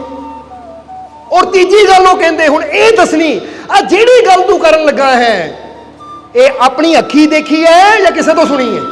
ਕਹਿੰਦਾ ਕਿਸੇ ਤੋਂ ਸੁਣੀ ਹੈ। ਕਹਿੰਦੇ ਬਸ ਫਿਰ ਇੰਨਾ ਟਾਈਮ ਮੇਰੇ ਕੋਲ ਨਹੀਂ ਹੈ ਫਾਲਤੂ ਦੀਆਂ ਗੱਲਾਂ ਸੁਣ। ਉੱਥੇ ਹੀ ਬੰਦ ਕਰ ਦਿੱਤਾ। ਪਰ ਬੰਦਾ ਕੀ, ਉਹ ਤੈਨੂੰ ਗੱਲ ਦੱਸਣੀ, ਅੱਛਾ ਦੱਸ, ਉਹ ਫਲਾਣੇ ਦਾ ਗੁਆਂਢੀ ਨਾ ਮੁੰਡਾ ਇਦਾਂ, ਉਹ ਗੁਆਂਢੀ ਦੀ ਕੁੜੀ, ਅੱਛਾ ਦੱਸ ਫਿਰ ਕੀ ਹੋਇਆ? ਨਾ ਤੁਹਾਡਾ ਕੋਈ ਫਾਇਦਾ, ਨਾ ਸੁਣਨ ਵਾਲੇ ਦਾ ਫਾਇਦਾ, ਨਾ ਸੁਣਾਉਣ ਵਾਲੇ ਦਾ ਫਾਇਦਾ। ਨਿੰਦਿਆ ਕਿਸੇ ਦੀ ਹੋ ਰਹੀ ਹੈ, ਪਾਪੀ। ਇਹ ਤਾਂ ਉਹੀ ਹੋ ਗਿਆ, ਕਰਮ ਕੋਈ ਕਰ ਰਿਹਾ ਹੈ ਤਾਂ ਭਰ ਤੁਸੀਂ ਰਹੇ ਹੋ। ਉਹ ਭਾਈ ਅਸੀਂ ਕਿਉਂ? ਜੇ ਉਹਨੇ ਚਿੱਕੜ ਆਪਣੇ ਤੇ ਪਵਾਇਆ ਤਾਂ ਹੁਣ ਉਹਦੀਆਂ ਗੱਲਾਂ ਕਰਕੇ, ਬੁਰਾਈ ਕਰਕੇ ਅਸੀਂ ਚਿੱਕੜ ਦੇ ਛਿੱਟੇ ਆਪਣੇ ਤੇ ਕਿਉਂ ਪਵਾਈਏ? ਆਪਣੇ ਆਪ ਨੂੰ ਪਵਿੱਤਰ ਰੱਖੋ। ਸਮਝਦੇ ਹੋ ਕਿ ਨਹੀਂ? ਕਿਉਂਕਿ ਬੁਰਾਈ ਦੁਨੀਆ ਤੇ, ਬੰਦਾ ਕਹਿੰਦਾ ਦੁਨੀਆ ਬਹੁਤ ਬੁਰੀ ਹੈ। ਕਾਰਨ ਕੀ ਹੈ? ਕਿਉਂਕਿ ਬੁਰਾਈ ਜ਼ਿਆਦਾ ਫੈਲਾਉਂਦੇ ਆ ਤਾਂ ਦੁਨੀਆ ਬੁਰੀ ਬਣਦੀ ਚਲੀ ਜਾਂਦੀ ਹੈ। ਜੇ ਅੱਛਾਈ ਜ਼ਿਆਦਾ ਫੈਲਾਵਾਂਗੇ, ਇਸ ਲਈ ਗੱਲ ਕਰਨੀ ਹੈ ਨਾ ਕਿਸੇ ਦੀ, ਅੱਛੀ ਗੱਲ ਕਰੋ। ਉਹ ਫਲਾਣੇ ਨੇ ਸਿਮਰਨ ਕੀਤਾ, ਉਹ ਫਲਾਣੇ ਨੇ ਉੱਥੇ ਦਾਨ ਕੀਤਾ, ਉਹ ਫਲਾਣੇ ਨੇ ਭੁੱਖੇ ਨੂੰ ਖਾਣਾ ਖਿਲਾਇਆ, ਉਹ ਫਲਾਣੇ ਨੇ ਇਦਾਂ ਕੀਤਾ। ਕੋਈ ਚੰਗੀ ਗੱਲ ਦੇਖੋ, ਉਹ ਫੈਲਾਓ, ਤਾਂ ਕਿ ਉਹਦੀ ਗੱਲ ਸੁਣ ਕੇ ਸਾਨੂੰ ਹੋਵੇ ਕਿ ਜੇ ਉਹਨਾਂ ਕੀਤਾ ਤਾਂ ਮੈਂ ਵੀ ਕਰਾਂ, ਕਿਉਂਕਿ ਜੇ ਉਹ ਅੱਛਾ ਕਰ ਸਕਦਾ ਤਾਂ ਮੈਂ ਵੀ ਅੱਛਾ ਕਰਾਂ। ਹੁਣ ਘਰ 'ਚ ਪਤਾ ਕਿਹੜੀਆਂ ਗੱਲਾਂ ਹੁੰਦੀਆਂ ਹੈ? ਉਹ ਫਲਾਣੇ ਦੀ ਕੁੜੀ ਦੌੜ ਗਈ। ਹੁਣ ਜ਼ਰਾ ਗੌਰ ਕਰਨਾ, ਹੁਣ ਬੁਰਾਈ ਦੀ ਗੱਲ ਹੁੰਦੀ ਤਾਂ ਸਾਡੀ ਆਪਣੀ ਕੁੜੀ ਘਰ 'ਚ ਬੈਠੀ ਸੁਣਦੀ ਹੁੰਦੀ ਹੈ, ਉਹਦੀ ਦੌੜ ਸਕਦੀ, ਮੈਂ ਵੀ ਦੌੜ ਜਾਵਾਂ। ਬੁਰਾਈ ਵੱਧਦੀ ਕਿ ਨਹੀਂ? ਉਹ ਫਲਾਨਾ ਦਾ ਮੁੰਡਾ ਕਹਿਣਾ ਨਹੀਂ ਮੰਨਦਾ ਆਪਣੇ ਮਾਂ-ਬਾਪ ਦਾ, ਆਪਣਾ ਮੁੰਡਾ ਵੀ ਸੁਣਦਾ, ਅੱਛਾ ਜੀ ਉਹ ਨਹੀਂ ਮੰਨਦਾ ਤਾਂ ਮੈਂ ਵੀ ਕਰਨਾ ਹੈ। ਕਦੀ ਗੌਰ ਕਰਨਾ, ਇੱਕ ਬੰਦਾ ਤੁਹਾਨੂੰ ਕਵੇ ਨਾ ਉਹ ਮੈਂ ਫਲਾਣੇ ਸ਼ੋਰੂਮ 'ਚ ਗਿਆ ਸੀ, ਆਹ ਕੱਪੜਾ ਲੈ ਕੇ ਆਂਦਾ, ਤੁਸੀਂ ਕਹਿਣਾ ਫਿਰ ਮੈਂ ਵੀ ਜਾਊਂਗਾ, ਮੈਂ ਵੀ ਲੈ ਕੇ ਆਉਣਾ ਹੈ। ਕਿਉਂਕਿ ਜਿਹੜੀ ਚੀਜ਼ ਅਸੀਂ ਸੁਣਦੇ ਆ ਨਾ, ਉਹ ਚੀਜ਼ ਕਰਨ ਵਾਸਤੇ ਸਾਡਾ ਮਨ ਸਾਨੂੰ ਪ੍ਰੇਰਿਤ ਕਰਦਾ ਹੈ। ਜੇ ਤੁਸੀਂ ਘਰ 'ਚ ਗੱਲਾਂ ਕਰਦੇ ਹੋ ਉਹ ਫਲਾਣੇ ਦਾ ਘਰ ਵਾਲਾ ਸ਼ਰਾਬ ਬਹੁਤ ਪੀਂਦਾ ਹੈ, ਤਾਂ ਕਿਤੇ ਨਾ ਕਿਤੇ ਸ਼ਰਾਬ ਦੀ ਗੱਲ ਘਰ 'ਚ ਆ ਰਹੀ ਹੈ ਤਾਂ ਤੁਹਾਡੇ ਘਰ ਤੇ ਵੀ ਅਸਰ ਪੈਣਾ। ਜੇ ਉਹ ਪੀ ਸਕਦਾ ਮੈਂ ਵੀ ਪੀ ਕੇ ਦੇਖ ਲਵਾਂ। ਇਸ ਲਈ ਅੱਛੀ ਚੀਜ਼ ਘਰ 'ਚ ਲਿਆਓ, ਉਹ ਵੀ ਉਹ ਬੰਦਾ ਬਹੁਤ ਅੱਛਾ ਹੈ, ਉਹ ਬੜੀਆਂ ਨੇਕੀਆਂ ਕਰਦਾ ਹੈ, ਉਹ ਸਭ ਨਾਲ ਪਿਆਰ ਕਰਦਾ ਹੈ, ਉਹ ਕਿਸੇ ਦਾ ਬੁਰਾ ਨਹੀਂ ਕਰਦਾ, ਤਾਂ ਫਿਰ ਘਰ 'ਚ ਅੱਛਾਈ ਦੀ ਗੱਲ ਚੱਲ ਰਹੀ ਹੈ ਤਾਂ ਤੁਹਾਡੇ ਘਰ 'ਚ ਕੀ ਹੋਏਗਾ? ਜੇ ਉਹ ਅੱਛਾ ਕਰ ਸਕਦਾ ਤਾਂ ਮੈਂ ਵੀ ਅੱਛਾ ਕਰਨਾ। ਸਮਝਦੇ ਹੋ ਕਿ ਨਹੀਂ? ਤੁਸੀਂ ਕਦੀ ਗੌਰ ਕਰਨਾ ਕਿ ਜੇ ਕੋਈ ਗੁਆਂਢ ਦਾ ਕਵੇ ਨਾ ਉਹ ਫਲਾਨਾ ਮੰਗਤਾ ਮੇਰੇ ਕੋ ਆਇਆ ਸੀ, ਮੈਂ ਤਾਂ ਉਹਨੂੰ 1 ਰੁਪਿਆ ਨਹੀਂ ਦਿੱਤਾ, ਉੱਦਾਂ ਹੀ ਮੋੜ ਦਿੱਤਾ ਦਬਕਾ ਮਾਰ ਕੇ, ਤਾਂ ਹੁਣ ਅਗਲੀ ਵਾਰ ਨੂੰ ਜਦੋਂ ਮੰਗਤਾ ਤੁਹਾਡੇ ਦਰ ਤੇ ਆਣਾ, ਤੁਸੀਂ ਕਹਿਣਾ ਲੈ ਜਦ ਗੁਆਂਢੀ ਮੋੜ ਸਕਦਾ ਮੈਂ ਕਿਉਂ ਨਹੀਂ ਮੋੜ ਸਕਦਾ, ਮੈਂ ਨਹੀਂ ਮੋੜਨਾ ਇਹਨੂੰ ਵਾਪਸ। ਸੋਚ ਆਣੀ ਕਿ ਨਹੀਂ ਇਹ? ਪਰ ਜੇ ਤੁਹਾਡਾ ਗੁਆਂਢੀ ਕਵੇ ਫਲਾਨਾ ਮੰਗਣ ਵਾਲਾ ਆਇਆ ਸੀ, ਮੈਂ ਤਾਂ ਰੋਟੀ ਖਿਲਾ ਕੇ ਭੇਜਿਆ, 10 ਰੁਪਏ ਵੀ ਦਿੱਤੇ, ਫਿਰ ਤੁਸੀਂ ਪਤਾ ਕੀ ਕਹਿਣਾ? ਲੈ ਹੁਣ ਮੈਂ 20 ਦੇ ਕੇ ਭੇਜਣੇ, ਇਹਨਾਂ ਨੂੰ ਵਧੀਆ ਕੰਮ ਕਰਨਾ ਮੈਂ। ਕਿਉਂਕਿ ਬੰਦਾ ਹਮੇਸ਼ਾ ਦੂਜੇ ਨਾਲੋਂ ਜਾਂ ਤਾਂ ਬੁਰਾਈ 'ਚ ਵਧੀਆ ਕਰਨਾ ਚਾਹੁੰਦਾ, ਯਾਨੀ ਜ਼ਿਆਦਾ ਬੁਰਾ ਕਰਨਾ ਚਾਹੁੰਦਾ, ਜਾਂ ਅੱਛਾਈ 'ਚ ਜ਼ਿਆਦਾ ਅੱਛਾ ਕਰਨਾ ਚਾਹੁੰਦਾ ਹੈ। ਜੇ ਬੁਰਾ ਹੋਵੇ ਨਾ, ਉਹਨਾਂ ਉਹਨੇ ਇੰਨਾ ਬੁਰਾ ਕੀਤਾ, ਉਹਨੇ 1 ਕਤਲ ਕੀਤਾ, ਮੈਂ 2 ਕਰੂੰ। ਉਹ ਆਪਣੀ ਸ਼ਾਨ ਸਮਝਦੇ ਆ ਜ਼ਿਆਦਾ ਬੁਰਾ ਕਰਨ 'ਚ। ਤਾਂ ਜੇ ਕਿਸੇ ਨੇ ਅੱਛਾ ਕੀਤਾ, ਜਿਹੜੇ ਅੱਛੇ ਹੁੰਦੇ ਹੈ ਉਹ ਕਹਿੰਦੇ ਉਹਨੇ ਇੰਨਾ ਕੀਤਾ, ਮੈਂ ਉਹਦੇ ਨਾਲੋਂ ਜ਼ਿਆਦਾ ਕਰਨਾ, ਕਿਉਂਕਿ ਬੰਦੇ ਦੀ ਸੋਚ ਹੀ ਐਸੀ ਹੈ। इसलिए जो दुनिया को अच्छा बनाना चाहते हो तो निंदिया चुगली चुगली कहते बुराई करनी बंद करो और अच्छियां गल्लां पहुंचाओ। हुण तुसीं सत्संग सुनते हो कि नहीं? इनू यूट्यूब ते फेसबुक ते पाया जाता है और हज़ारों ही जीव तुसीं सुनते हो पर कभी शेयर नहीं करते इनू, कभी ये नहीं सोचते कि ये सत्संग के वचन मेरे दोस्तों तक पहुँचण, हर इंसान तक पहुँचण, वो शेयर नहीं करना। तो कितने कोई बुरी चीज़ हो ना, एक्सीडेंट में किसी धौन कट्टी गई या कोई बुरी चीज़ हो गई, वो आ देखो आ देखो आ देखो, वो सारे पासे भेजी जाना। यानी बुराई असी फैलाते हैं, अच्छाई असी रोकते हैं, तो फिर कहते दुनिया अच्छी नहीं है। ये याद रखो, दुनिया उदों अच्छी बनेगी जो असी अच्छाई नू फैलावांगे। इसलिए निंदिया करनी बंद करो, चुगली करनी बंद करो, गीबत करनी बंद करो। सो हजूर ने कहा 5 चीज़ां जो रब दी रहमतां नू साडे तो दूर कर दिंदियां है। पहली दसिया हसद जलन, दूजी दसिया गीबत यानी चुगली, तीजी दसिया झूठ। की दसिया? झूठ। वो कहते जिहड़ा इंसान झूठ बोलता है ना ज़्यादा, उस तो भी रब दी रहमतां दूर हो जांदियां। हुण समझाउण नूं ते इत्ते भी बहुत कुछ है, पर ये विस्तार जावांगे तो फिर टाइम बहुत लग जाएगा। इसलिए हुण बस फटाफट 5 पॉइंट दस दईए, क्योंकि झूठ का भी सारे नूं पता ही है। तां ही तां कहते सच बराबर तप नहीं तो झूठ बराबर पाप। इसलिए अगर बंदा कहता मैं बहुत झूठ बोलदा, तेनू घटा पाई हौली हौली हौली हौली, यकदम बंद नहीं कर सकता तो हौली हौली इनू कर। और झूठ बोलता बंदा कदों है? जदों गलत करता है उदों झूठ बोलना पैंदा है।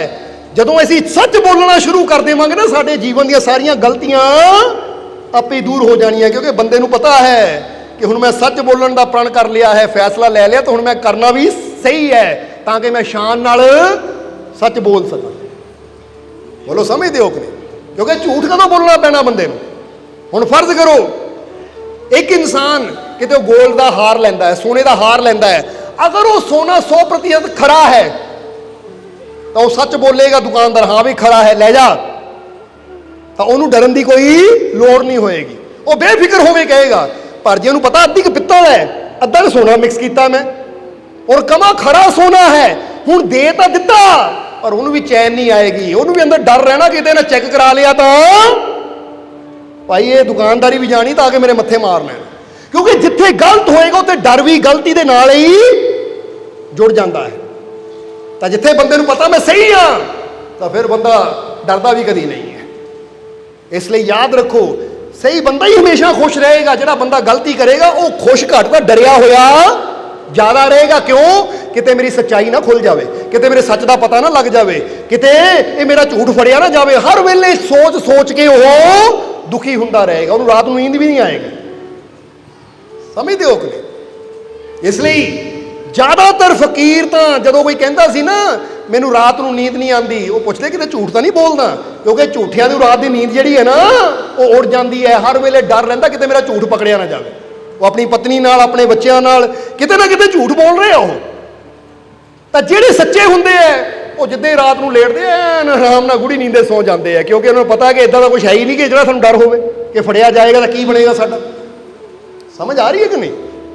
इसलिए झूठ भी साडे जीवन चो खुशियां नू, आनंद नू, शांति नू दूर ले जाता। कहानियां तो इत्ते भी बहुत है झूठ ते, पर जे हुण वो भी सुनानी शुरू करती तो फिर इसलिए हुण लास्ट 2 चीज़ों वाल चलीए।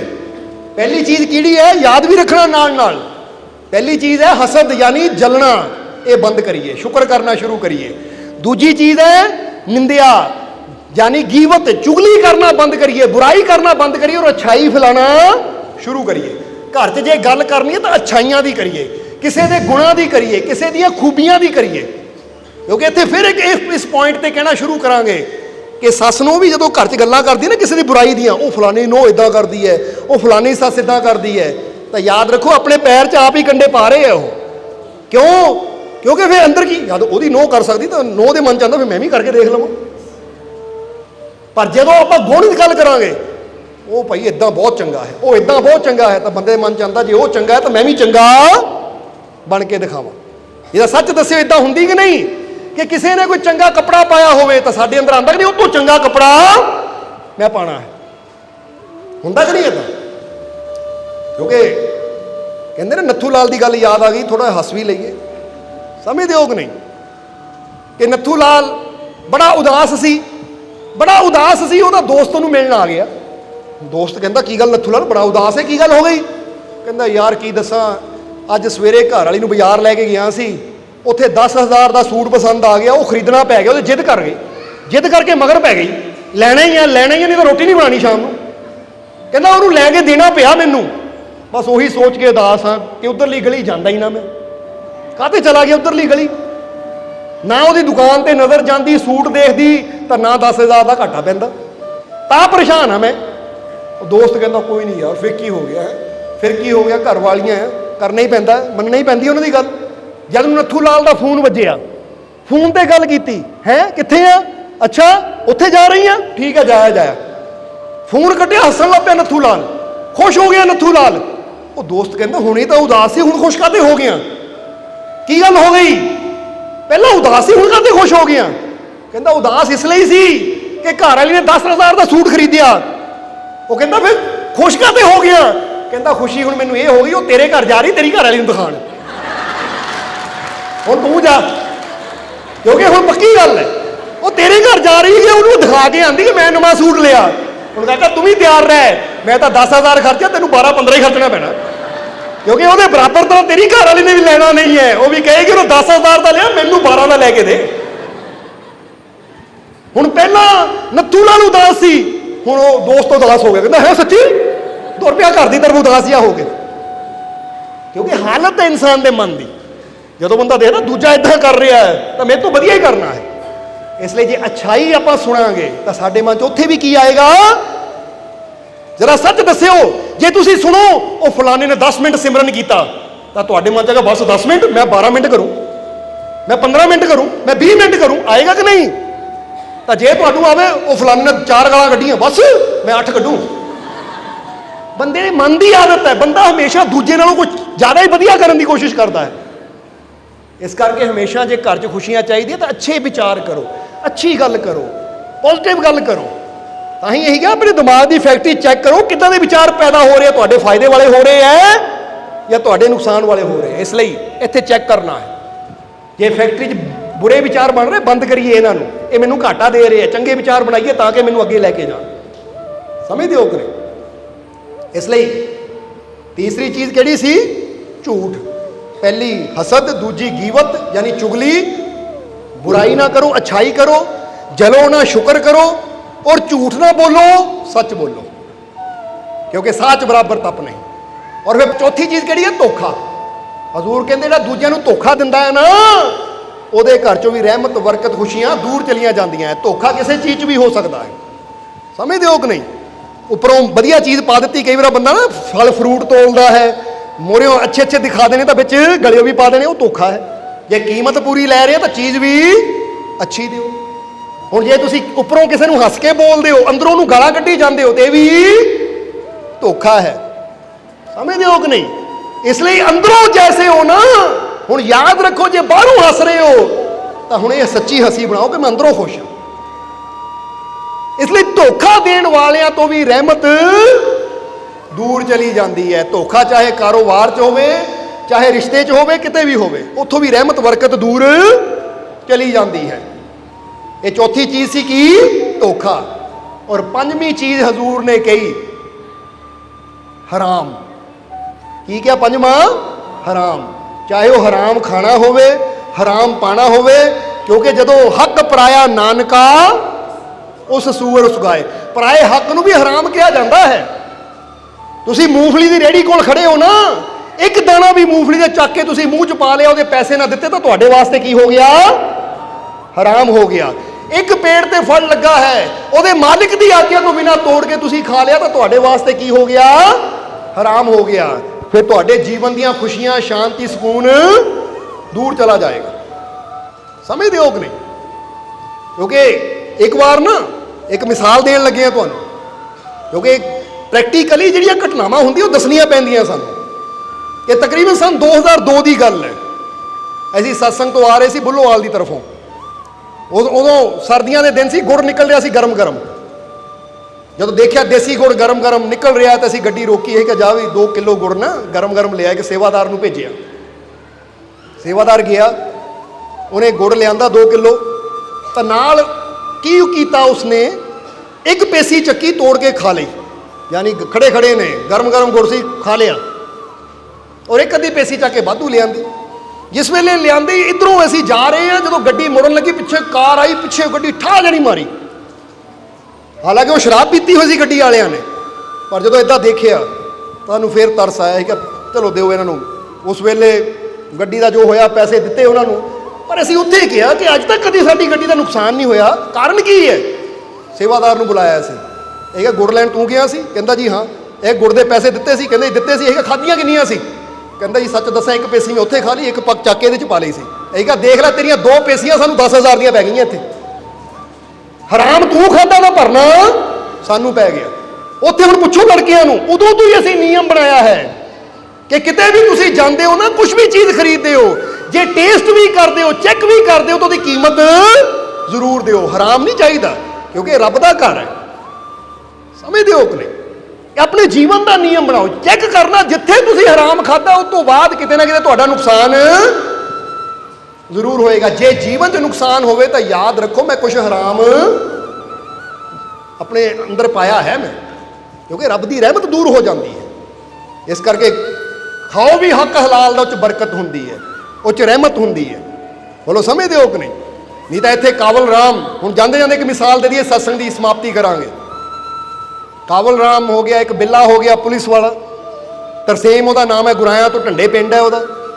ਹੁਣ ਉਹ ਆਪ ਦੱਸਦੇ ਹੈ, ਦੋਨੇ ਹੀ ਹੈ, ਇਹ ਪੁਲਿਸ ਵਿੱਚ ASI ਸੀ।